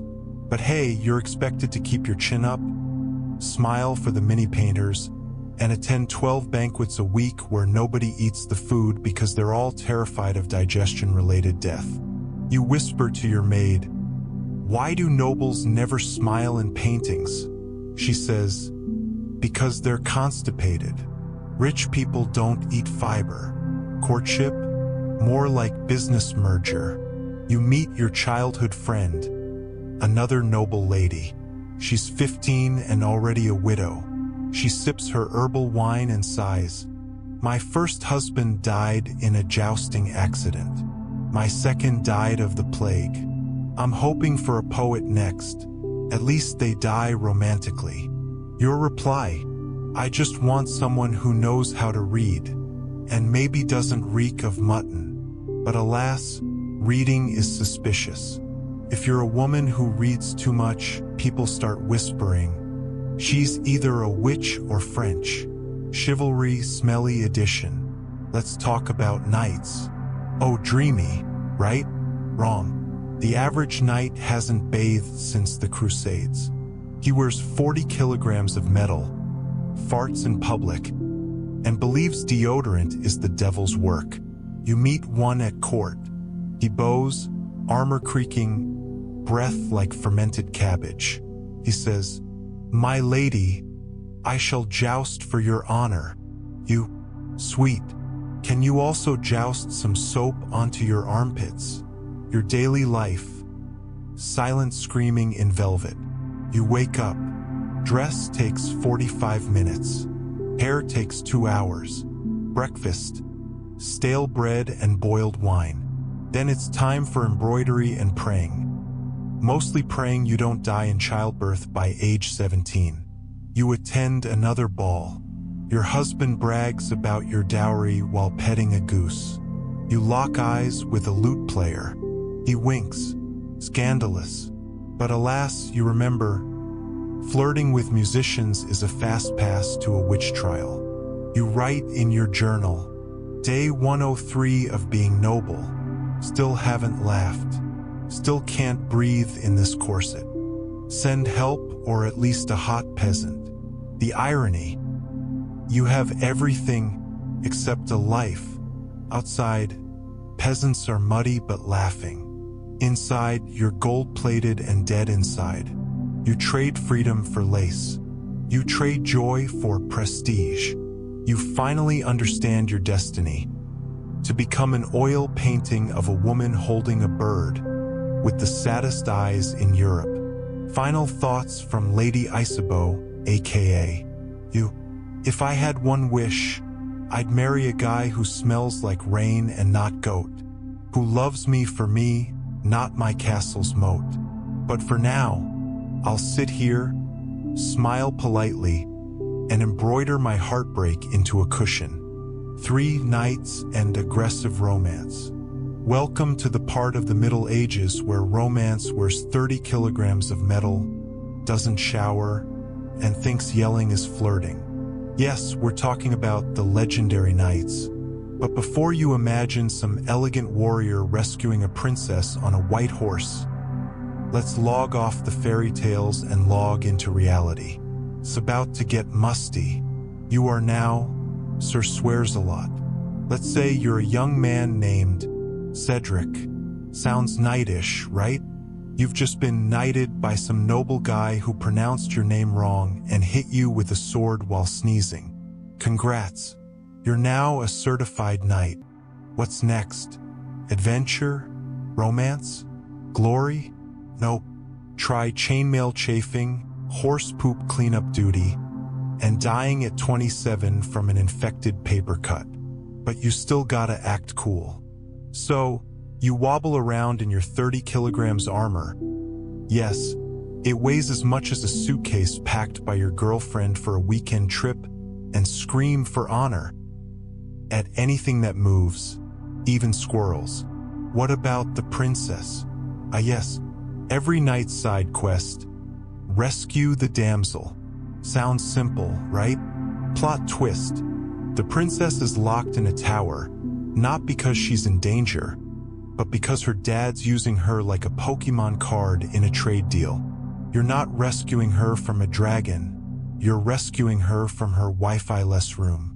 When you finally get there, after fighting some guy named Jeff who also thinks she's cute, she looks at you, covered in sweat and dirt, smelling like regret and turnips, and says, "I'd rather stay with the dragon. At least he doesn't talk during movies." Knights, more talk than fight. Knights were supposed to be elite warriors, but let's be real. Most of them were just influencers with swords. They spent more time flexing their armor and starting beefs with other knights than actually protecting anyone. Their code of chivalry? Basically the medieval version of a terms and conditions nobody read. Said things like, be loyal to the king, protect the weak, be pure in heart, and never miss an opportunity to dramatically shout someone's full name in battle. In practice, most knights interpreted it as loot villages, start duels because someone stepped on your shadow, get kicked out of the tavern for trying to joust the furniture. Let's talk hygiene, or don't. Under all that shiny armor is a very stinky secret. Most knights did not bathe. Soap existed, but was mostly used by suspicious people who read books. Real men apparently just marinated in their own sweat. Imagine trying to flirt while smelling like a compost bin in July. Milady, may I win your heart? Sir, you already won a fungal infection. Some even believed water could carry disease, so instead of bathing, they just covered the stench with herbs.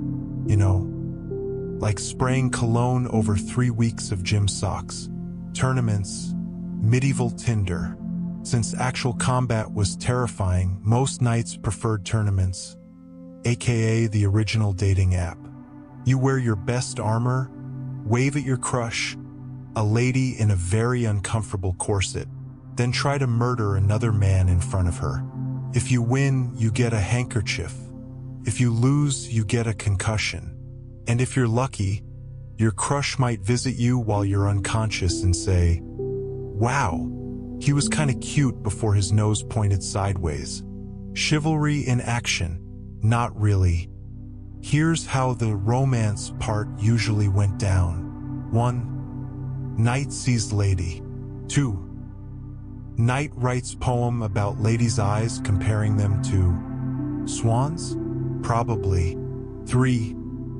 Knight gives poem to lady. 4. Lady, who is this guy and why is he hiding in my shrubbery? 5. Knight challenges lady's fiancé to a duel. 6. Knight wins. Lady marries someone else anyway because land deals. It was less love actually, and more love. Accidentally got stabbed. Your daily life as a knight. Wake up. Regret life choices. Try to pee in full armor. Fail. Train with a sword you can barely lift. Argue with a squire named Tom about whose turn it is to clean the armor. Get invited to a feast. Forget fork. Eat goose with hands. Listen to a bard sing a love song for 45 minutes. Consider screaming into the void. Sleep on a straw bed next to your horse because your actual room is full of rats that pay rent. But hey, you're famous. At least people tell stories about you. In those stories, you're brave, noble, and flawless. No one mentions the rash, the lice, or the time you fell off your horse trying to impress a girl by doing a wheelie. In 500 years, people will dress up like you at Renaissance fairs, by plastic swords and call it romantic. You lying in your medieval grave like, I died because I sneezed in a joust and you think this is cute? So, dear audience, next time you hear about gallant knights and epic romances, just remember, they were sweaty, underpaid, overhyped drama kings with swords too big and vibes too chaotic. And you're Sir Cedric the Musty. You came for honor and you left with hemorrhoids. Stay chivalrous, smell questionable. For the church and the plague power, prayers and pestilence. You are now a regular peasant named Thomas, 37 years old, which is basically ancient in medieval years. Congratulations, you've outlived 2 wives, 5 plagues, and your last good tooth. You deserve a medal or at least a clean cup. But let's not get ahead of ourselves. It's the 1300s. There's no TikTok, no toothpaste, and no such thing as germ theory. You wake up every morning to the smell of mud, moldy rye, and medieval regrets. Your job? Don't die, or at least die slower than the rats. The church, our medieval Google. Here's how life works. If something bad happens, it's God's test. Rain too little, God's will. Rain too much, also God's will. Crops die, your fault. You stub your toe on a hoe? That's Satan. Better light a candle and pray your soul doesn't fall off. You don't understand how the world works because science hasn't been invented yet.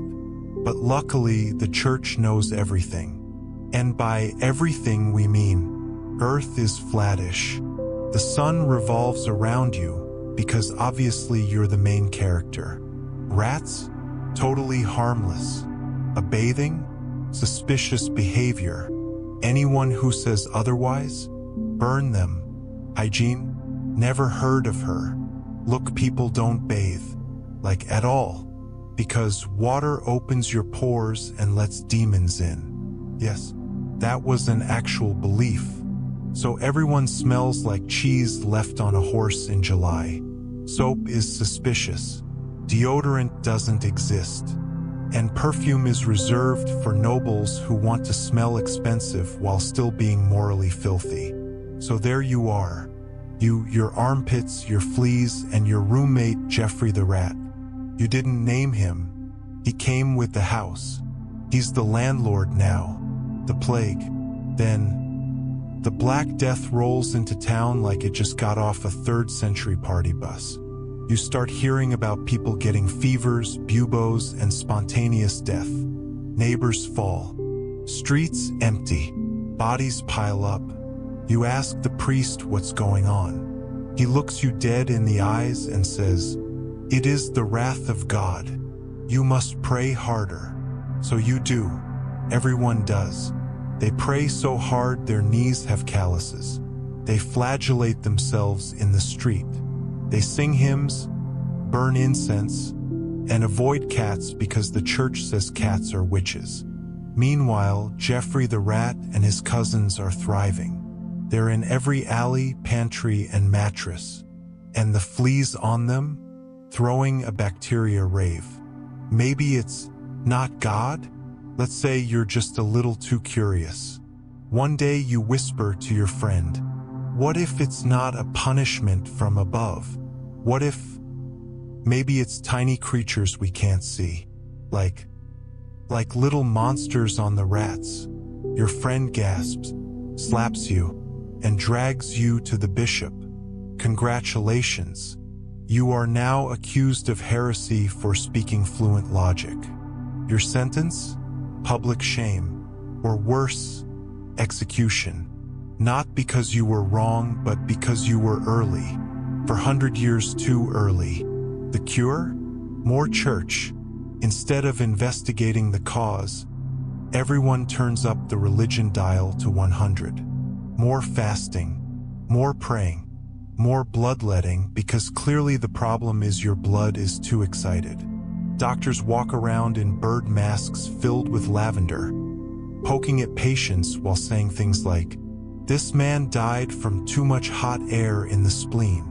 You, meanwhile, are trying to survive with one working lung, 2 spoons of porridge, and a prayer that the town barber, who is also the dentist, surgeon, and astrologer, doesn't confuse your head with a melon. Good news and bad news. Good news, you're still alive. Better news, so are all the rats. Worse news, that cough is not seasonal. You walk down the street and it's basically a zombie movie without the budget. Bodies being carted away.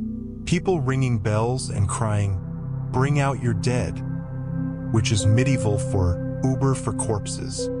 And every time someone dies, the priest says, "God works in mysterious ways."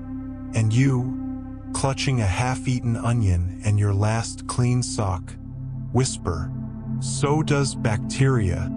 You're the smartest idiot in town." But alas, there's no internet, no microscope, no one's filming a TED Talk about microbes. So instead of becoming the hero scientist who saves humanity, you're that weird peasant who keeps yelling about invisible bugs. Eventually, the plague burns itself out, not because of prayers, not because of holy water, but because everyone it could kill is already dead. The town slowly rebuilds. The church says, "See, our prayers worked." Everyone nods. No one questions it, because questioning it might get you killed again, but slower. You, Thomas the peasant, survive once again. Toothless, rat surrounded, smarter than everyone and punished for it. Final thoughts from Thomas. So let me get this straight. We blamed God, punished cats, burned smart people, and never once blamed the rats crawling into our soup. In conclusion, I'd like to apologize to the cat population. You were right. We were wrong. Please come back. Also, someone invent soap. Please. I'm begging. 5 Peasant Life, the OG underdogs. Congratulations. You are now officially a peasant in medieval Europe. Your job? Wake up at sunrise, cough up 90% of your crops, get yelled at by a tax collector who can't count past 10, and pray you don't sneeze in public or they'll call it witchcraft. The good news? You're still alive. The better news? So are the fleas, lice, and rats living rent-free in your home. You're wearing the same outfit you've had since birth. A potato sack that somehow itches and smells like cheese at the same time. No shoes, no teeth, no rights, but plenty of faith. A day in the life of you, peasant edition. A sunrise. Wake up to a rooster that screams louder than your anxiety. Morning, head to the fields. Your job? Bend over and stay bent. You're farming wheat, but you'll never actually eat it. The noon. Your lord's knight rides by and splashes you with mud. You say, "Thank you, sir," because that's the closest thing to a shower you've had all month. Afternoon. The taxman shows up and takes 9 out of 10 sacks of grain. Then he blesses you. "God be with you." You're like, "Damn bro, he better be." Evening. You eat a piece of black bread so hard it cracks your last tooth. A night. You kneel in the cold and pray for eternal salvation, or maybe just a potato. And guess what? This is your best case scenario. Because if the weather fails or a horse sneezes weird, the church might declare it a sign of divine wrath, and your village is suddenly a sacrifice zone. Let's talk about rent. You don't own anything. Not your hut, your tools, or your dignity. You're on the feudal basic plan. A landlord, Lord Hugh, a man with 14 chins and 0 empathy. The payment, 90% of your crops, 3 chickens, and your firstborn child, pending availability. Rewards, you get to not die. Sometimes, your landlord has a stone castle. You have a straw roof and 2 rats named Kevin and Kevin 2. He eats roast duck with gravy. You eat soup made of sadness and roots. And the funniest part? You actually say thank you, because the priests told you the suffering earns you points in the afterlife. It's basically the medieval version of a loyalty program. Suffer now, vibes later. Dreaming of the future, but like the 21st century. Every time you look at the stars, you whisper, "Dear unknown future, I hope you have warm socks, dental care, and snacks I don't have to kill first." If someone from 2025 dropped a phone in your field, you'd think it's a cursed rock, then worship it, then use it to dig up beets. But secretly, you'd love to know what's out there. Wi-Fi, medicine, twerking, a land where people bathe on purpose. You dream of living in a time where you can say, "I'm tired," without someone replying, "Well, go get flogged then." You and your fellow peasants. You and your squad, aka family, but everyone's named Pierre or Marie, live in a single-room hut with 1 fire, 5 goats, and 12 diseases. You sleep on straw. You share 1 wooden spoon. There is no me time, only mud time. Birthdays don't exist. You're just older than the last plague. Romance? Yes, love in the time of fleas. If you fall in love, congrats. You now owe the Lord a marriage tax and a chicken. You don't marry for love. You marry because their hut has less rats. Your honeymoon is walking 2 villages over to borrow a better shovel. Leisure time. That's a joke. Your 1 holiday per year is feast day, where you're allowed to eat actual bread. Not moldy, not bitter, just bread. And for 1 glorious bite, you feel like a king. Then someone sneezes, and the priest blames it on Satan. And you're back in the fields by dawn. Your biggest flex: you've survived hunger, cold, war, plague, and puberty without any soap. You are the blueprint for modern resilience. If anyone from the future tells you, "I'm having a rough day," you'd like to show them what rough really means. Frostbite, famine, and pooping in a bucket. Final thoughts before bed on a bed of hay and regret. As you lie there, scratching your flea bites and trying not to cough too loud, in case the church calls it possession. You whisper, "All I wanted was a warm meal, a hug, and a life where I don't pay 90% tax for 0% joy. If there is a next life, please let me come back as a cat in 2025. Congratulations. You've made it through a day as a medieval peasant. You are now 2% closer to sainthood. Only 4,380 more days of this and you'll be rewarded after death. Or maybe not. But hey, who needs certainty when you've got character-building suffering, right? The OG underdogs. You walked so modern burnout could run. Yes, medieval Europe. A time when power wore a crown, peasants wore rags, and no one wore deodorant. They call it the Dark Ages. But let's be honest, it wasn't because of the lack of light. It was the stench, the ignorance, and the refusal to bathe that really blacked things out. The rich masked their body odor with perfume imported from lands they couldn't pronounce. The poor, they masked their hunger with prayers for a better afterlife, because this life clearly had no budget for joy. You could be born a farmer, work 14 hours a day, hand over your grain to the tax collector, and still get rewarded with a heartfelt "God bless you" from someone who hasn't seen a hoe in his life, unless it was golden and used as a prop during confession.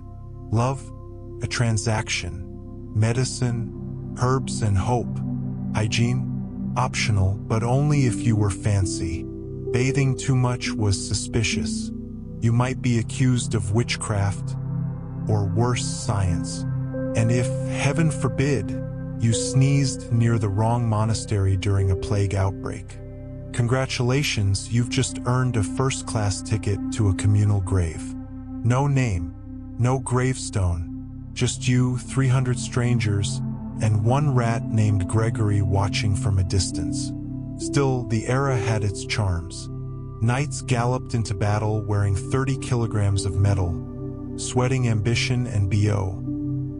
Nobles debated theology over dinner while peasant kids licked rocks for minerals.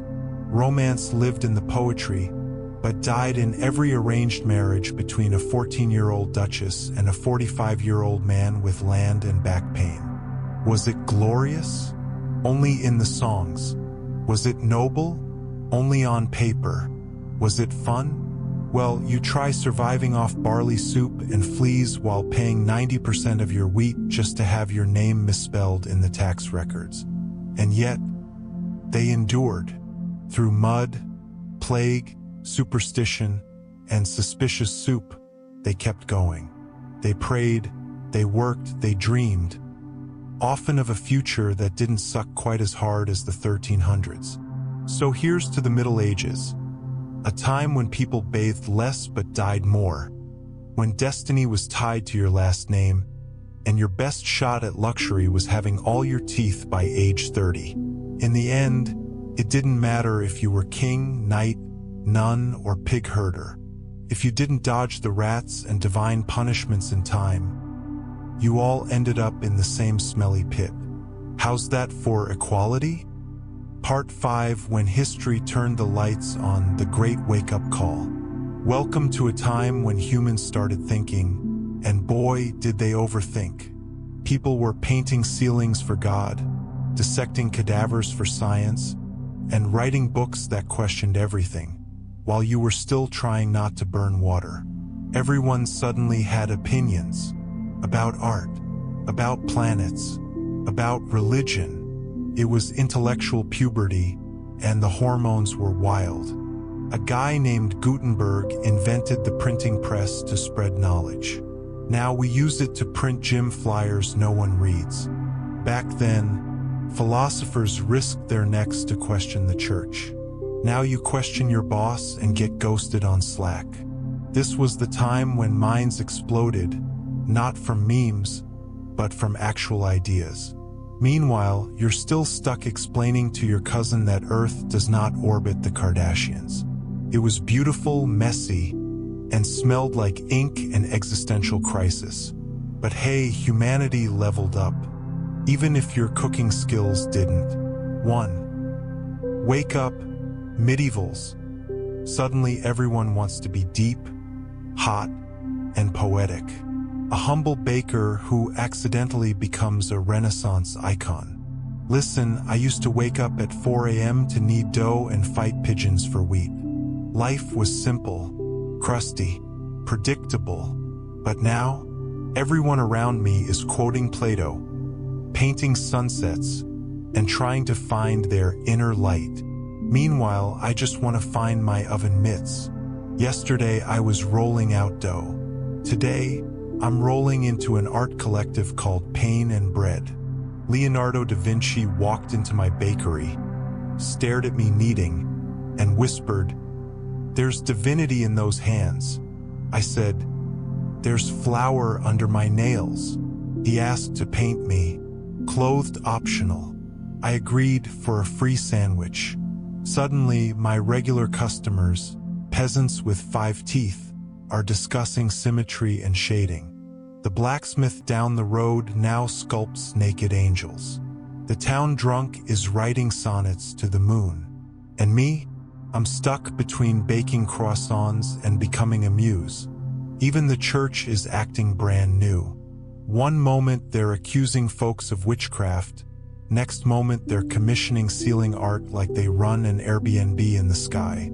Everyone wants to be enlightened, or at least look enlightened on their oil portraits. And don't get me started on self-discovery. People used to discover rats in their stew. Now they're discovering the self through interpretive dance and candlelight journaling. Meanwhile, I'm discovering new ways to dodge feudal taxes. If I sell my bread as edible art, does it count? But here's the real twist. I kinda love it. There's something magical about watching people get obsessed with beauty, knowledge, and the stars. Like, maybe we're more than just mud and plagues and weird smells. Maybe this is a level up. I even tried writing a poem. Yeast is life, so is light, but I still burn every batch I bake at night. Okay, it's no Michelangelo, but at least it rhymes. So yeah, I'm still your neighborhood baker, but now I deliver bread with a side of existential crisis. Come for the carbs. Stay for the commentary on mortality. Renaissance, baby. We're not just surviving anymore. We're serving looks and loaves, too. The book boom, from holy scriptures to hot mess exposés. A peasant who just saw a book that wasn't the Bible and now has trust issues. I used to think there were only two types of books. One, the Bible. Two, the burnt pages of the Bible after lightning hit the chapel. But then one day, this merchant strolls into our village with something called a romance novel. I thought it was about courtly love. It was not. Let's just say I've been blushing for 3 weeks straight, and I can't look at goats the same way anymore. See, we've entered an era where words are everywhere. Thanks to some nerd named Gutenberg and his fancy printing press. Books are popping out faster than babies after a wine festival. What used to take 10 monks 10 years now takes 10 minutes. I used to think scribes were magical beings. Now I think they were just overworked introverts with good handwriting. First, it was all religious stuff, then science, then poetry, and then drama. Turns out, if you give people the ability to print anything, they will choose gossip every time. My neighbor just published a pamphlet called 15 Signs Your Baker is a Heretic. Number 7 will shock you. Excuse me, Agnes, I burned one loaf. People now argue with footnotes. They quote books at dinner. And when they're wrong, they just print their own rebuttal and call it Volume 2. Even the town drunk has a memoir now. It's titled Why Not? The Untold Story. Honestly, 5 stars. It had a plot twist and everything. Turns out he was never drunk. He was just existential. Of course, with great printing comes great nonsense. For every brilliant book explaining the cosmos, there's a 200-page rant about how the moon is jealous of the sun. Someone published a guide to curing sadness with beets. My cousin bought it. Now she cries but purple. And don't get me started on the cults. They've never had it easier. Back in the day, you had to stand in the town square and shout for 3 hours to convert someone. Now, just mail them a pamphlet titled Your Soul, but sexier. Boom. Saved. But hey, there's beauty in this chaos. Knowledge is out of the monastery and into the mud. Even we, the dirty-fingered, gossip-hungry villagers, can learn about astronomy, anatomy, and goat romance, apparently. I still remember the first book I read that wasn't scripture. It said, "The stars are not just above you, they are within you." I didn't understand it, but it felt like maybe I didn't need to be stuck in the field forever. So yeah, I used to pass down stories by whispering to my kids. Now I pass them a link and say, "Read this. Page 42. That's where your grandpa gets exposed." The printing press didn't just change history, printed our drama in bold. 3 Enlightenment for dummies. You're just a regular peasant who sat in the wrong place and said the wrong thing. And now you're a philosopher. Good news, you're still alive. Even better news. So are the rats, cockroaches, and flat earthers. Bad news. You just asked a question that should have stayed inside your head. It all started on a Tuesday. You were peacefully chewing a chunk of medieval bread, aka edible brick. When some guy in robes with a majestic beard sat next to you and said, "What is the meaning of life?" Trying to be polite, you replied, "No clue, but do you think salt has a soul?" Bam. Congratulations, you've just triggered the Enlightenment. Next thing you know, people stop calling you that guy who trims sheep and start calling you dangerous thinker spreading subversive ideas. Look, in this era, thinking too hard was risky business. Criticizing the church, illegal. Criticizing the king, treason. Criticizing why soap bubbles are always round, witchcraft. And yet, people kept asking the forbidden stuff. Why does the king get to rule us? Can't laws be rewritten? Do I have the right to say no? Oops, you try to explain. I didn't mean to start anything. I was just wondering why candles melt but my will to live doesn't. Too late. Suddenly, wigs are being powdered. Books are being banned. Someone's shouting in Latin. And someone else is inventing human rights in the background. Meanwhile, you're just trying to finish your bread. Here's the plot twist. Your silly little question, the one about salt, is now in a pamphlet being handed out in secret book clubs. Your accidental deep thought has inspired revolutions, philosophers, angry kings, and at least 3 terrible poetry books. And somehow the world starts to shift. People realize they're allowed to ask, why? Some get burned at the stake. Some get exiled. But just some, plant seeds that grow into democracy, science, and other stuff no one really understands but sounds smart. You go back to your farm, a little confused, a little scared, a little proud, because now you know, even dumb questions can ignite big changes. Even nobodies can shake empires. And next time, maybe you'll just chew quietly. Maybe. Independent thought may cause nausea, social rejection, or spontaneous revolution. Consult your local philosopher before use, for science accidentally happened. You just someone trying to impress your crush by stargazing, but oops, now you're questioning humanity's place in the universe. Okay, real talk, you weren't trying to change the world. You just wanted her to reply to your message. So there you were, lying on a patch of grass, staring at the night sky, typing something poetic like, "The stars are beautiful tonight." Like your eyes sent, delivered, no reply. While waiting and questioning your life choices, you noticed something weird. That one bright star, it moved, like actually moved, backwards. You squinted, you blinked. You reloaded reality, still moving. So naturally, you did what any lovesick medieval simp would do. You told everyone, "Guys, I think a star just reversed its route."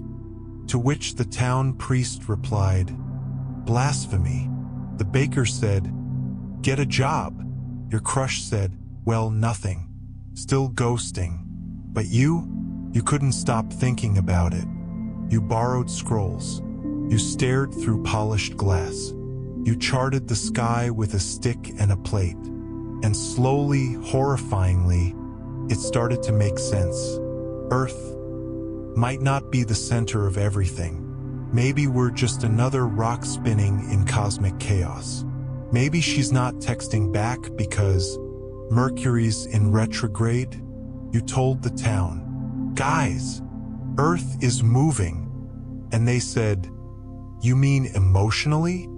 "No, literally." Next thing you know, the church knocks on your door. Galileo's under house arrest. Your telescope gets labeled demonic tool. And you're accused of spreading orbital heartbreak. Meanwhile, you're still sitting on that hill quietly whispering, "Babe, the stars are not aligned, but I am." But something shifts. Other weirdos start asking big questions too. Why do apples fall down? Why does lightning zap grandma but not the tree? What's a vacuum? And can we scream in it? You don't have answers. But for the first time in history, that's not a crime. It's a start.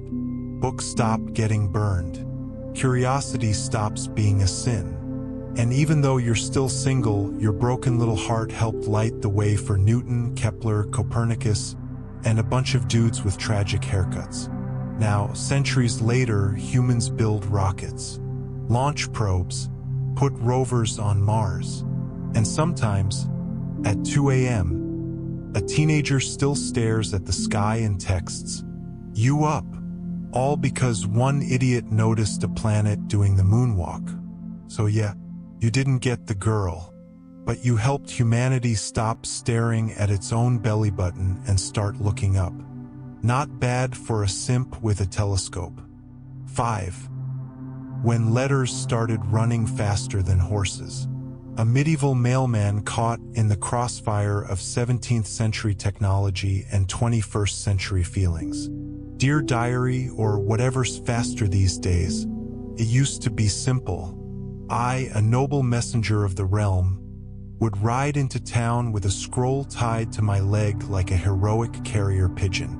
Townsfolk would cheer, "The letter is here," and sometimes, just sometimes, I get a warm bowl of soup and a smile from the baker's daughter. Now, I show up sweaty, my horse having aged 10 years in one ride, only to find the recipient already seen the message.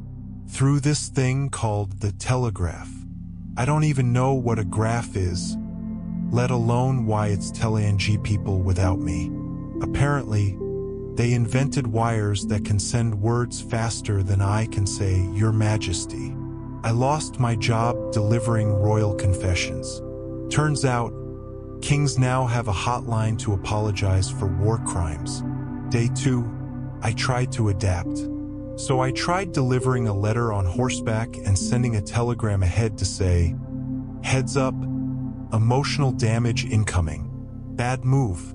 The guy read the telegram, ghosted the letter, and left me on read in real life. Rude. That's when I realized I wasn't just a letter carrier anymore. I was a glorified spoiler alert. Day 3, everyone's talking, no one's listening. Back then, people only talked in public squares with dramatic hand gestures and one guy always yelling about the end times. Now everyone has something to say. Every minute, everywhere. Someone figured out how to broadcast their breakfast thoughts to the entire continent. And worst of all, they expect responses. There's a man named Samuel Morse who created a code where you can just go beep beep boop and suddenly you're emotionally available in 46 countries. I tried it. I wrote, "Hey, how's life?" But I accidentally tapped the code for, "I miss your elbows." Let's just say I no longer deliver letters to that village. Day 5, messaging at the speed of regret. Once upon a time, if you said something dumb, you had 3 months to think about it before the letter arrived. You could even outrun your own stupidity. But now, you drunk message your ex at 1 a.m., and by 1:01 they've replied with a restraining order and an emoji. Communication's fast now. Too fast. I told a woman, "I like your smile." She replied, "That's my husband." I replied, "Oh," and then she sent a GIF. I still don't know what a GIF is, but it emotionally hurt. Day 7, drama outpaces light. Science created instant messaging, a marvel of humanity, they said, but it also created instant drama. One village elder said the queen had a 6th toe. Before sundown, 14 towns, 2 duchies, and a goat herder in the Alps had already made memes about it. Back in my day, gossip traveled slow enough that people forgot they cared halfway through. Now, a tiny rumor becomes a continent-wide scandal before you can say, "Please don't cancel me." Day 10. Everyone's so aware. The Enlightenment was supposed to be a time of great learning and connection. But sometimes I wish people weren't so connected. Now I can't deliver a letter without someone yelling, "That's a problematic font. Your seal represents colonial bias. Why is your wax red? Is it symbolic violence?" All I wanted was to drop off a breakup letter and go home. Day 12. I tried becoming a TikToker. Yes, I gave up letters and tried video communication. I did a dance while delivering a message. The message said, "We declare war." The video got 12 million views. The war got 12 million casualties. They said I misrepresented the tone. Day 14. Please unplug the Enlightenment. I just want one day where I don't have to compare Descartes to my ex. Hear someone say, "Your opinion is valid, but here's why it's wrong." Translate passive-aggressive Latin subtweets. Watch a philosopher cry on live stream. Get quoted mid-toast at a dinner party. Plato once said, "Bruh." Plato also never had to explain why he left someone on red. Moral of the story: the light is on, but no one's resting. Once we turned on the lights, there was no going back. We saw too much, learned too fast. Everyone had ideas and, more importantly, Wi-Fi. The age of enlightenment taught us to challenge, to think, to express. But it also gave birth to overthinking, oversharing, and 7-hour comment wars about sandwiches. We're all more connected than ever. But maybe, just maybe, that medieval pigeon life wasn't so bad. Back then, the only thing that flew faster than gossip was me. On a horse, dodging arrows and heartbreak. Now I'm just another guy in the group chat, typing, "Hey, you up? Industrialization. Everyone's a machine." I worked like a machine, then got burned out like 1-2-1. The machines rise, and I accidentally fall into a steam oven. POV me, a humble cow watcher turned unwilling cog in the capitalist blender. I used to have a simple life. Wake up, yawn, scratch something inappropriate, and go stare at cows until the sun got tired of me. Maybe plant some wheat, maybe not. Life was slow, muddy, and smelled like manure, but it was my manure. Then one morning, I blink, and suddenly I'm no longer in a field of daisies. I'm inside a textile factory, surrounded by smoke, noise, and something called a whistle shift. There's a sign that says no talking, no resting, no soul. And some guy named Mr. Smogface is yelling at me to spin yarn faster or I'll lose my daily penny. Apparently, there's this thing called the Industrial Revolution, and I didn't get the memo. It hit Britain like a flu outbreak, except instead of sneezing, everyone's coughing from coal dust.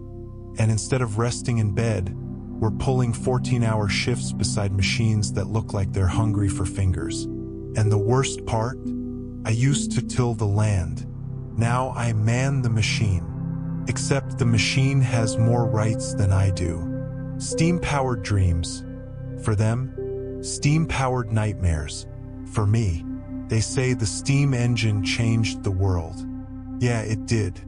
It changed my world from fresh air and sheep to factory walls and lung rot. Sir What's-His-Name invented the steam engine. And now rich folks are riding trains, drinking tea, and calling themselves industrial pioneers. Meanwhile, I'm on shift number 17, trying not to get my hair caught in the cotton roller. Bosses now live in mansions with windows bigger than my entire hut. I still live in my hut, except now it's crammed between a sewage canal and something called a coal dump. Oh, and I now share it with 12 other workers, 2 rats, and the ghost of my dignity. I used to harvest wheat. Now I get harvested by deadlines. From farmer to factory fodder. Back in the village, I was poor, but I had time. Now in the city, I'm still poor, but I'm also tired, greasy, and constantly inhaling 1800s-style asbestos. They call this progress. I call it, oops, capitalism. Suddenly, everyone's talking about efficiency. Apparently, if I work twice as fast, they don't pay me twice. They just yell twice as loud. And don't get me started on the work bell. Every morning at 4 a.m., it screams louder than my mother when I told her I wanted to become a poet. Breakfast, a slice of sadness. Lunch, if you're lucky, someone drops a bread crumb into your open mouth while screaming over the loom noise. And yet, somehow, the newspapers keep saying things like, "Industry is booming. Britain is the workshop of the world. The future is now." Yeah. Then why is my future just the same day on repeat, only with slightly more black lung? Cities, smog, and soot in my socks. Let's talk about the cities, shall we? They used to say the countryside was boring. But the city? Oh boy, it's got everything. Crowded tenements, overflowing sewage, screaming children you don't know, and chimneys that burp coal into your face 24/7. It's like breathing inside a barbecue pit run by Satan. The rivers run black, the sky cries acid, and my clothes now permanently smell like burnt despair. Still, people keep flooding in because, surprise, there are no jobs left on the farms. Machines do that now too. "Welcome to the wage system," they said. "You'll love it," they said. "I miss my cow." Labor class, now hiring, never resting. So here we are, the working class. We built the railroads. We keep the factories alive. We get blamed for being lazy because we collapse after working 16 hours without blinking. Strikes? Illegal. Unions? Not yet invented. Vacations? That's a myth made up by rich people to sell calendars. We're told, you should be grateful for your job. Okay, I'll try to be grateful after I find my left thumb, which the sewing machine ate yesterday. I asked my boss if we could get a lunch break. He said, sure, in heaven. Meanwhile, the capitalists, oh, they're thriving. They have top hats, pocket watches, and moral flexibility. They talk about the invisible hand of the market. But all I see is their very visible hand in my paycheck. While I'm making socks for 1p an hour, they're making fortunes by selling my socks at 10 times the price to other rich people. I've never worn a full pair of socks in my life. The irony is not lost on me. From machines replacing muscles to replacing minds, now they say machines are our friends. First, they replaced our arms and legs. Now they want to replace our brains. One guy told me he's inventing something called automation. I told him I've been running on autopilot since I started this job. Relax, he said. One day you won't have to work at all. Sure, buddy. And one day cows will fly and give TED Talks. Final thoughts from a tired human who might be 40 or 23. Nobody knows anymore. I came here to earn a better life. Instead, I got calluses, soot lungs, and a deep existential question. If I work like a machine and get treated like a machine, am I still human? Anyway, my shift starts again in 6 minutes. I'll finish this diary entry with a quote I heard from a fellow worker. At least back in the fields, the sun burned us. Here, we burn ourselves out. Industrialization. Come for the jobs, stay because you're too tired to leave. 2. Coal-burning city boy. I came to the city and forgot to sleep. A wide-eyed village lad who dreams of making it big in the city, but ends up making it to the bottom of a factory bunk bed instead. Dear Diary, I once thought cities were places where dreams came true. Turns out it's mostly where lungs go to die. I was a simple boy from a simple village. My days were filled with sunshine, chickens, and fresh cow dung between the toes. Life was slow, but my imagination ran fast. Then one day, a neighbor came back from the city wearing shoes and coughing dramatically. He said the streets were paved with opportunity. What he didn't say was that opportunity also came with 12-hour shifts and shared toilets. So I packed a bag, hugged my goat goodbye, and headed for the industrial heart of the empire. When I arrived, the first thing I saw was smoke. Thick, black, and way too confident for its own good. It poured out of every chimney like it paid rent. I thought the buildings were on fire. Nope, that's just the welcome to progress scent. The second thing I saw was people. So many people, all rushing like someone forgot to tell them time was fake. No one looked up, no one smiled, and definitely no one smelled like cow dung anymore. Honestly, I missed it a little. They called it urbanization. I called it stress with a smokestack. I rented a room the size of my chicken coop back home, and paid more for it, too. We were 9 people in one space. I slept between a snoring welder and a man who claimed to be an artist but mostly just coughed in French. The water, brown. The air, gray. The soup, suspiciously beige. Every morning, I lined up to use a public tap, lined up again to use the bathroom, and lined up once more to apply for a job. My entire life became a queue. I had become part of the working class, which is like being royalty except without the money, the power, or the food. I landed a job at a textile factory. I thought I'd be sewing fancy coats. Instead, I became one with the spinning wheel. 8 hours of pulling, tying, folding, crying. Then 8 more. Breaks? Lol. We had standing breaks, where we stood slightly less stressed. At some point, I stopped dreaming of wealth. I started dreaming of weekends, which also didn't exist. Time became a blur of smog, sore muscles, and secondhand tea.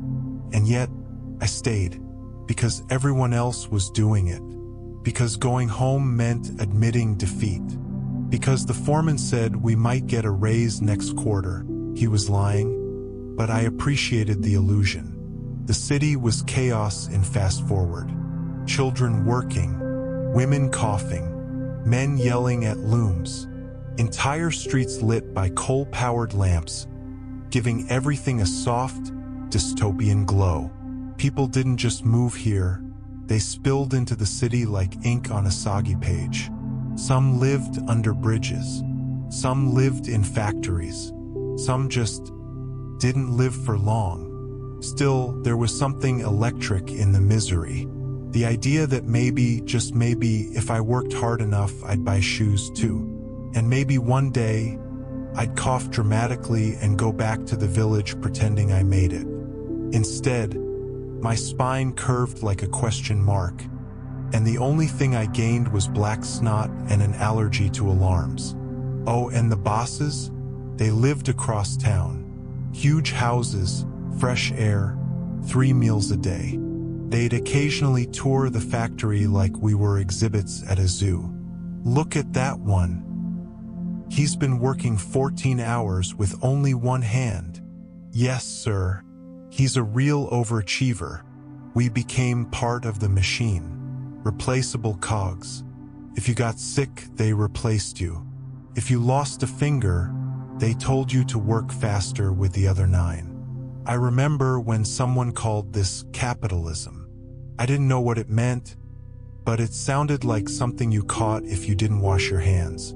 At night, I'd lie on my thin mattress, body vibrating from the machines, thinking, this isn't what I dreamed of.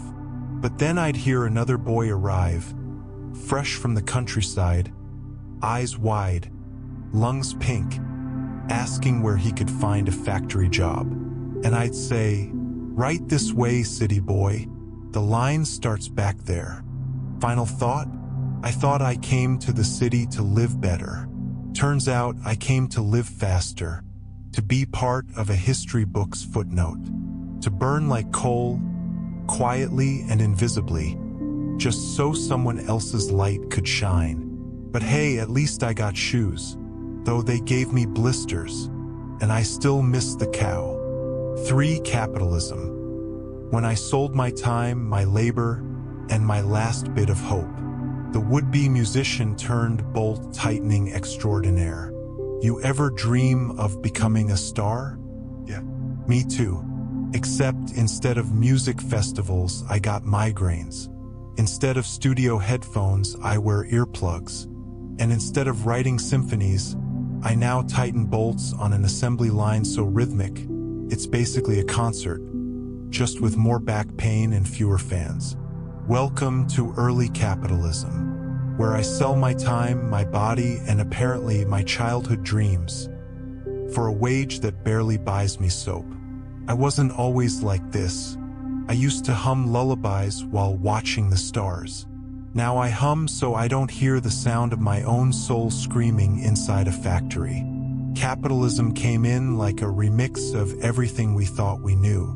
One day you're free, poor, and hopeful. The next day you're still poor, but now you're busy. They call it a system, but it's really more of a meat grinder. You walk in with dreams and limbs intact, and you come out a number with a sore wrist and the personality of a wet sock. It started simple. They said, "Sell your labor." Okay, I thought, sure, that sounds reasonable. Then I realized that in this new world, labor isn't just something you do, it's something you are. My arms were on rent.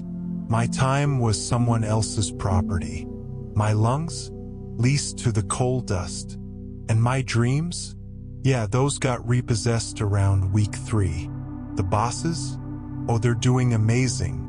They own the machines, the buildings, and somehow also the sun that shines through the windows. They call it profit. I call it a hostage situation where my energy is being held at gunpoint. Every time I see a rich guy stroll in with a hat taller than my rent, sipping something that costs more than I make in a week, I ask myself, what flavor of injustice is that latte?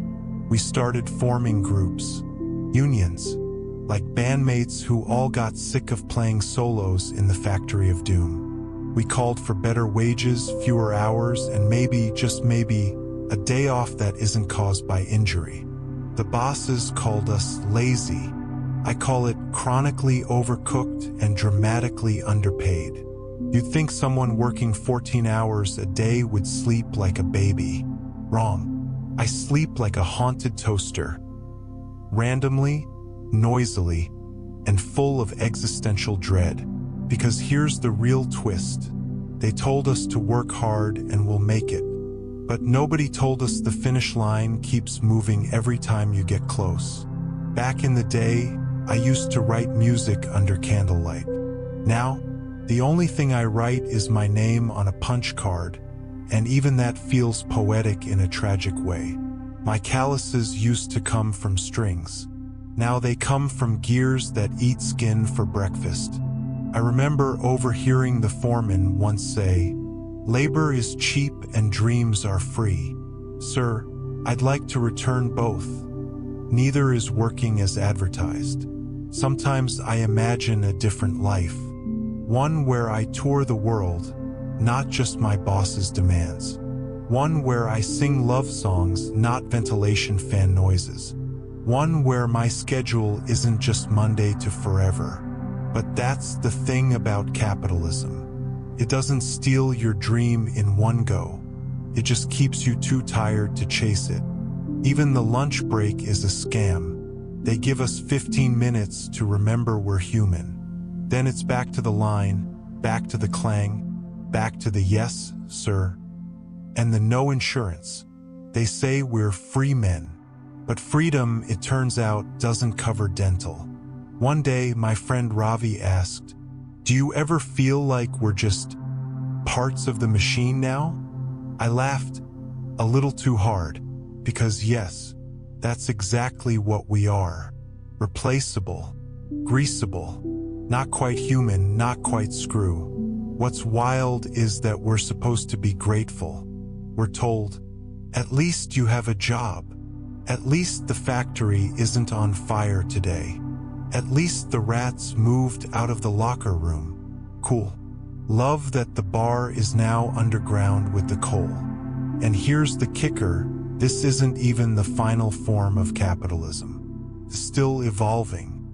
Faster machines, tighter deadlines, more surveillance. Soon they'll be timing our blinks. Sorry, Johnson. You blinked for 0.6 seconds too long. That's unpaid overtime now. But hey, we still have each other. We joke. We sing. Off-key, but still. We share lunches and stolen moments of humanity. Because in this world of cogs and cash and never-ending clangs, our biggest rebellion is remembering we're people. Not tools, not stats, not products, people. And one day, who knows? Maybe I'll pick up that guitar again. Maybe I'll write a song called Ballad of a Burnt-Out Bolt Twister. And maybe, just maybe, someone will listen and realize that even in the noisiest machines, there are hearts still beating, rhythmically, reluctantly, and remarkably human. I work every day, yet I can't afford to dream of 8 hours off. That's the cruelest math of all. For me and the machine, a toxic relationship I just can't quit. I don't remember when I stopped being a human and started being a cog with anxiety. Maybe it was the 3rd year of tightening bolts on the same wheel, or maybe the day I named my wrench Wilson and started telling it about my childhood dreams. Either way, it's official. I'm no longer a man. I'm an extension of this noisy, greasy, soul-sucking machine. The only thing missing is a serial number and a USB port. It all began with good intentions. Industrial revolution, they said. Machines will make life easier, they said.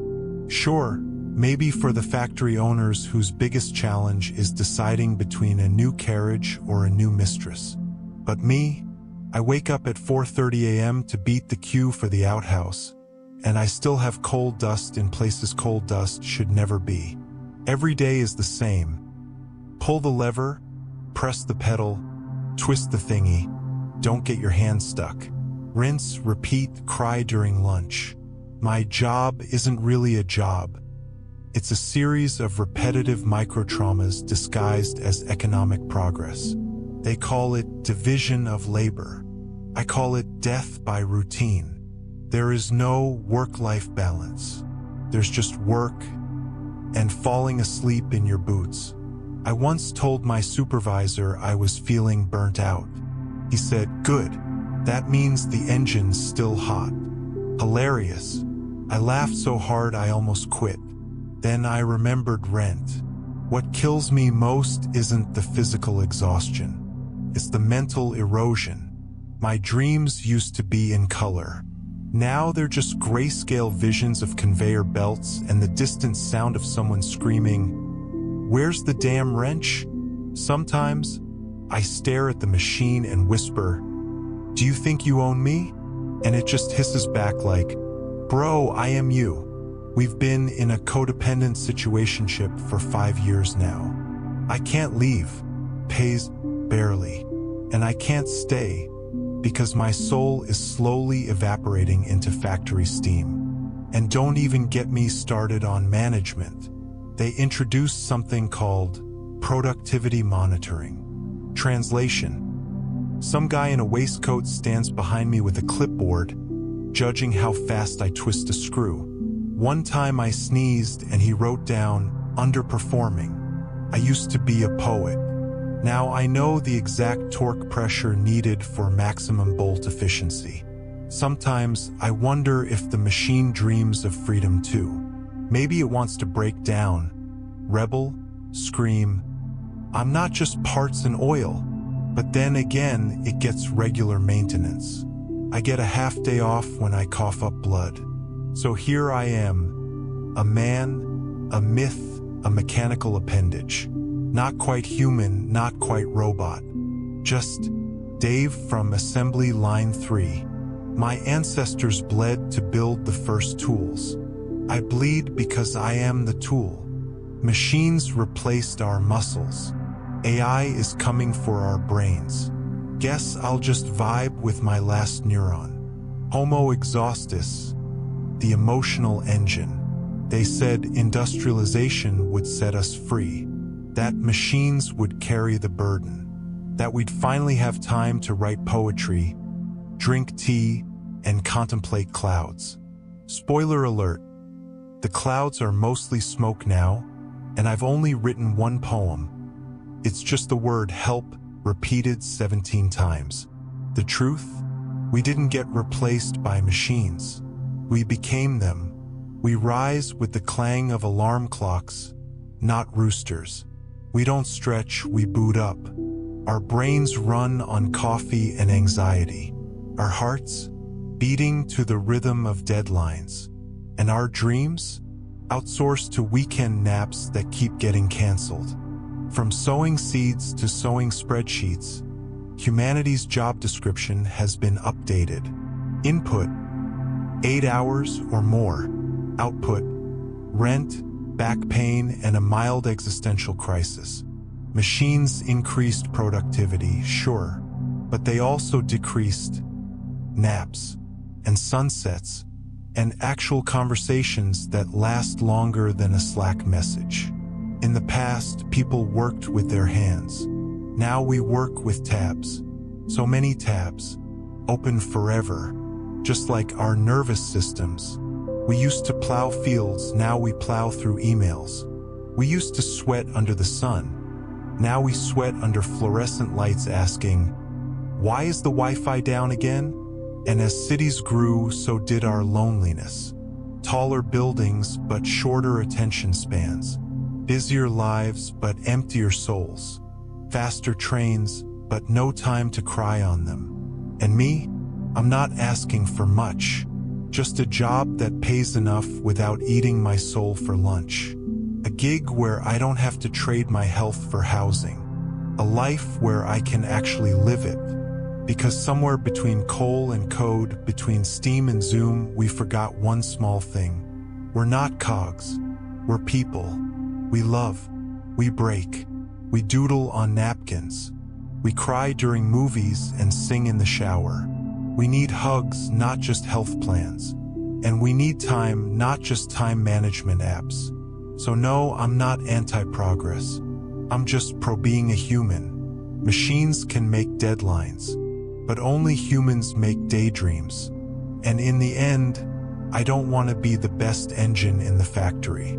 I want to be the guy who remembers how to dance, even if it's just in the kitchen, in socks, while the kettle boils. Globalization. Let's become a brand together. So, I woke up and the world had a Wi-Fi password. You, a freshly respawned Homo sapiens. The world. A chaotic fever dream where everything's connected, yet no one answers your texts. You wake up. You blink, and boom, suddenly you're a global citizen with trust issues, a digital footprint, and 14 tabs of emotional damage. Congratulations, you're a brand now. Once upon a time, you were just a funky primate yelling at clouds. Now, you're an over-caffeinated content unit. You don't have breakfast. You post it. You don't talk, you curate a vibe. Even your trauma gets decent engagement if the lighting's good. Your ancestors drew bison on cave walls. You make sad little IG carousels titled, Healing but like, ironically, I feel so seen, by 8 billion people. Globalization means you can talk to anyone, anywhere, anytime, which is awesome. Until you realize everyone is yelling and no one is listening. Your brain now runs on 3 news cycles, 2 climate crises, 1 existential dread, and a splash of oat milk. You read headlines like, "Ocean is on fire again," then scroll past it to watch a capybara eat fruit to calm down. You're not living, you're buffering. You don't wake up anymore. You reboot. You don't go to work. You attend 7 Zooms, 3 mental breakdowns, and 1 oddly specific email from HR. Even your feelings have become a UX issue. 404, joy not found. Try screaming into a pillow or updating your software. So what does it mean to be human now? Good question. Please hold while we connect you to a customer service agent. Your estimated wait time, infinity. In the globalized era, your existence is part self-help seminar, part soft launch of a nervous breakdown. You're over-informed, under-rested, emotionally VPN'd, and spiritually stuck in a loading screen. And worst of all, you still don't know what your job actually is. You just nod on Zoom and Google half the jargon. Globalization, when the world became one giant mall. Borders got blurry, but shipping fees stayed real. Once upon a timeline, not too far from yours, the world stopped being a map and became a menu. A sushi roll flew first class from Tokyo to Paris, while someone in Peru danced to a K-pop beat in perfect sync with a girl in New Jersey. Cultures didn't clash anymore. They just cross-promoted. Thanks to globalization, we've unlocked the ultimate combo deal. Eat Thai, stream German techno, wear Italian sunglasses, delivered from a warehouse in Shenzhen. And where's the factory?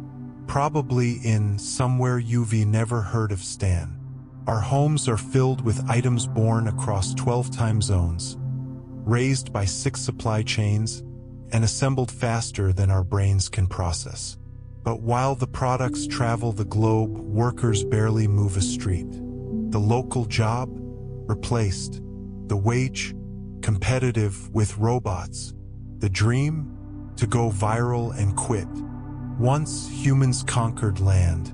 Now we conquer checkout carts. Digital society online is the new oxygen. 2 lives, 1 battery percentage. Welcome to the new jungle, the internet. Population, everyone. Language, memes. Currency, attention. We don't just live, we live stream. Every moment is content. Birthday, post it. Breakfast, story it. Breakup, TikTok it with a trending audio. You see, real life is now just raw footage. The final edit goes to the algorithm. Somewhere, a caveman is rolling in his metaphorical grave, whispering, "We hunted mammoths. You hunt likes." Back then, survival meant fire and shelter. Now it means Wi-Fi and a strong brand identity. In the past, being known by your tribe was enough. Now, you need a vibe, a niche, a 3-color preset aesthetic, and a link in bio. We've traded spears for smartphones. And instead of chasing antelopes, we chase relevance. Even loneliness has gone digital. You can have 10,000 followers, 100 saved posts, and still eat dinner alone while watching strangers prank their dads on YouTube. We are more connected than ever, yet nobody texts first. Climate crisis and modern meltdowns, hot world, cold hearts. Congratulations. The Earth is now a burnt toast on slow roast. Machines were supposed to give us more free time. They did. And we used it to binge, swipe, and burn more fossil fuels. So now, the planet's got a fever, and nobody's got chill. Polar bears are disappearing. Forests are Tinder swiping with wildfires. And humans? Still arguing whether reusable straws can fix it all. We built empires powered by coal, gas, and denial. Now every summer feels like nature's way of saying, "You up." Earth at 2 a.m. during a heat wave. Sure, we say we care. Hashtag save the planet. A green emojis in bios. To wearing eco-cotton tote bags made in sweatshops halfway across the planet. Sustainability is the new social currency, but only if it's cute, shareable, and doesn't interfere with next-day delivery. Meanwhile, half the world floods, the other half burns, and billionaires build rockets to leave the mess behind. Because why fix Earth when you can gentrify Mars? And amidst all this chaos, we invent new problems. Digital burnout, a crisis fatigue, existential dread with a side of oat milk. Being a modern human means scrolling past tragedies while sipping overpriced coffee in eco-unfriendly cups. Because nothing says, the world is ending like reading climate reports between Spotify ads. Our ancestors prayed for rain. We pray for one more season of our favorite show before the internet dies. So what now? We used to be hunters, gatherers, builders, dreamers. Now we're scrollers, shoppers, content creators, and planet microwavers. We outsource thinking to AI, outsource labor to whoever's cheapest, and outsourced happiness to dopamine hits from double taps. The future? It's up for grabs and hashtags. But here's the plot twist. Even in this hyperspeed, hyper-connected, hyper-consumed world, we still long for something real. Not the perfectly filtered story, not the 2-day shipping, not the 100K views, just someone to sit with, someone to laugh with, someone who won't leave you on read. Because while globalization gave us access to everything, what we really crave is to feel something. And if that's not peak human irony, what is? We made the world smaller, but somehow our hearts feel more far apart. Welcome to Earth, Inc. Congratulations. You're now living in the global era, a magical time when everything is connected, except human hearts. Borders are blurry, cultures are blended, and your morning coffee beans have traveled more than you have this year. You can eat sushi in Paris, wear sneakers from Vietnam, and stream K-pop in Peru, all while crying over a Korean drama in your Texas apartment. Romantic, isn't it? Just don't ask how much the international shipping cost. We've officially turned the planet into one giant shopping mall, where every nation is an aisle, every culture is a flavor, and your identity is whatever fits best in your cart. Made in somewhere you've never been. Nothing's local anymore. Your phone was assembled in China, with parts from Korea, coded in California, and broken by you in 3 days. You don't own products, you subscribe to ecosystems. Your vacuum updates itself. Your fridge judges your diet. Even your toothbrush has Wi-Fi. You're not just a consumer anymore. You're an unpaid beta tester for capitalism. Our ancestors bartered goats. You barter your attention span, and in return you get ads for therapy delivered in your feed, right between a cat meme and someone's perfect life from Bali. Online is the new oxygen. Who needs oxygen when you've got Wi-Fi? Connectivity is life. If a tree falls in the forest but no one TikToks it, did it even fall? You now live 2 lives.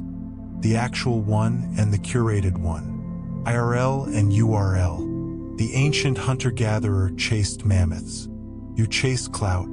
You harvest likes. You trap engagement. The wild is gone, now it's just the algorithm. Every scroll is a time warp. It's 2 a.m. You blink once, and suddenly you're watching a raccoon make soup in a tiny kitchen. Why? Because the algorithm said you needed it. And you did. Your worth is no longer measured by courage or kindness. It's calculated in followers, filters, and 160-character bios. Our ancestors carved their stories on cave walls.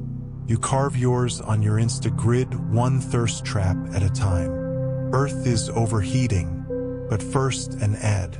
Technology was supposed to give us more free time. Instead, it gave us 24/7 anxiety and the climate crisis. The more smart our world becomes, the dumber our planet feels. You can talk to your light bulb, but not your neighbor.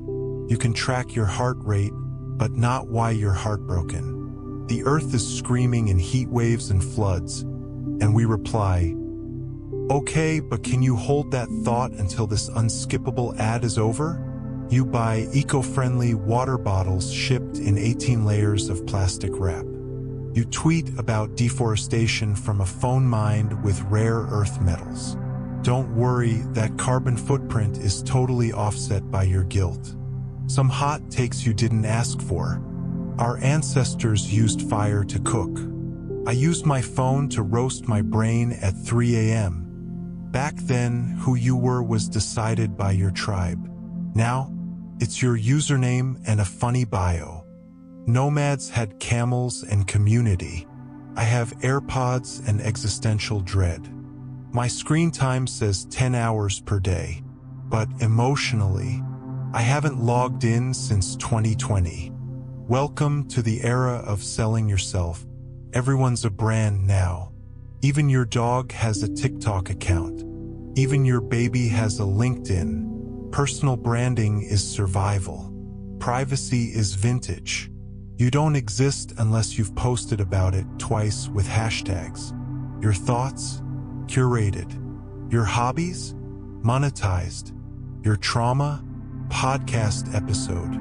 You're no longer a human being, you're a content pipeline. A walking algorithm. A performance art piece with anxiety.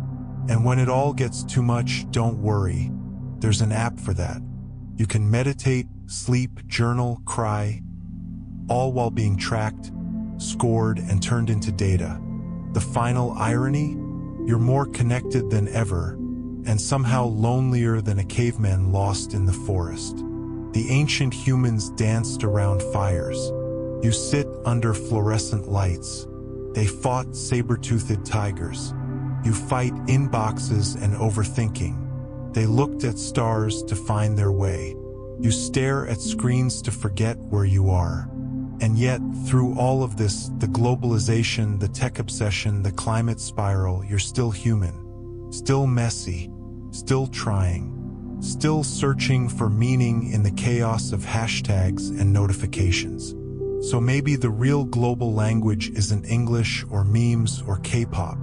Maybe it's just this collective sigh. I can't even. In this glorious age of Wi-Fi and burnout, we've truly evolved. Once upon a time, humans fought saber-toothed tigers. Now, we fight the horror of a ringing phone. You can be fluent in 5 languages, hold 3 AI certifications, and still break into a cold sweat when someone dares to call instead of text. Vacations used to be about escaping war or famine. Now, we book digital detox retreats only to sneak 4G hits in the bathroom like caffeine-addicted tech zombies. And teaching your parents how to use social media? A noble mission. Until they start posting your embarrassing baby photos with captions like, "My angel before puberty happened." There's no going back. We used to be people. Now we're brands. We curate our bios, color code our feeds, and turn breakdowns into reels with lo-fi music. Our ancestors wore animal skins. We wear anxiety like designer jackets, stitched together with deadlines and personal branding. Globalization connected us all, yes, but mostly to realize that deep conversation now feels awkward without emojis. You can eat sushi in Rome, cry over K-dramas in Nebraska, and still feel weirdly alone. The nomads of old had camel caravans. We have 400 online friends and no one to call at 3 a.m. In the past, we feared hunger. Now it's losing Wi-Fi during a Zoom call in downtown Hanoi. Welcome to modern life, where evolution didn't stop, it just got a software update and a push notification that says low battery. Good night, fellow overthinker. You've scrolled enough. You've battled through emails, algorithms, small talk, and that awkward moment when you waved back at someone who wasn't waving at you. You've survived another day in the simulation. Congrats. Now breathe. Not the shallow panic breath you do when your phone's at 1%. A real one. Inhale. Hold. Exhale. There you go. That's your body saying, hey, I'm still here. Even though your brain's running 75 tabs and 3 emotional flashbacks. Tonight, may your dreams be free of unread messages, cringe memories from 2012, and the voice in your head that replays what you should have said in that one conversation 3 weeks ago. Instead, may you float somewhere quiet, like the group chat after you say something vulnerable, or your calendar on a Sunday. You are allowed to rest. You don't need to earn it. You don't need to fix everything tonight. You don't need to finish that to-do list that's longer than a CVS receipt. The world will still spin if you sleep.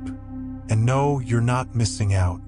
Everyone's just pretending to have it together. So put the phone down. Yes, even TikTok. Let the pixels fade. Let the silence in. And as you drift off, remember, you are not your notifications. You are not your productivity. You are stardust in soft pajamas. Sweet dreams, little cosmic disaster. You did your best today. That's enough. Now go. Sleep. Recharge. Tomorrow we chaos again.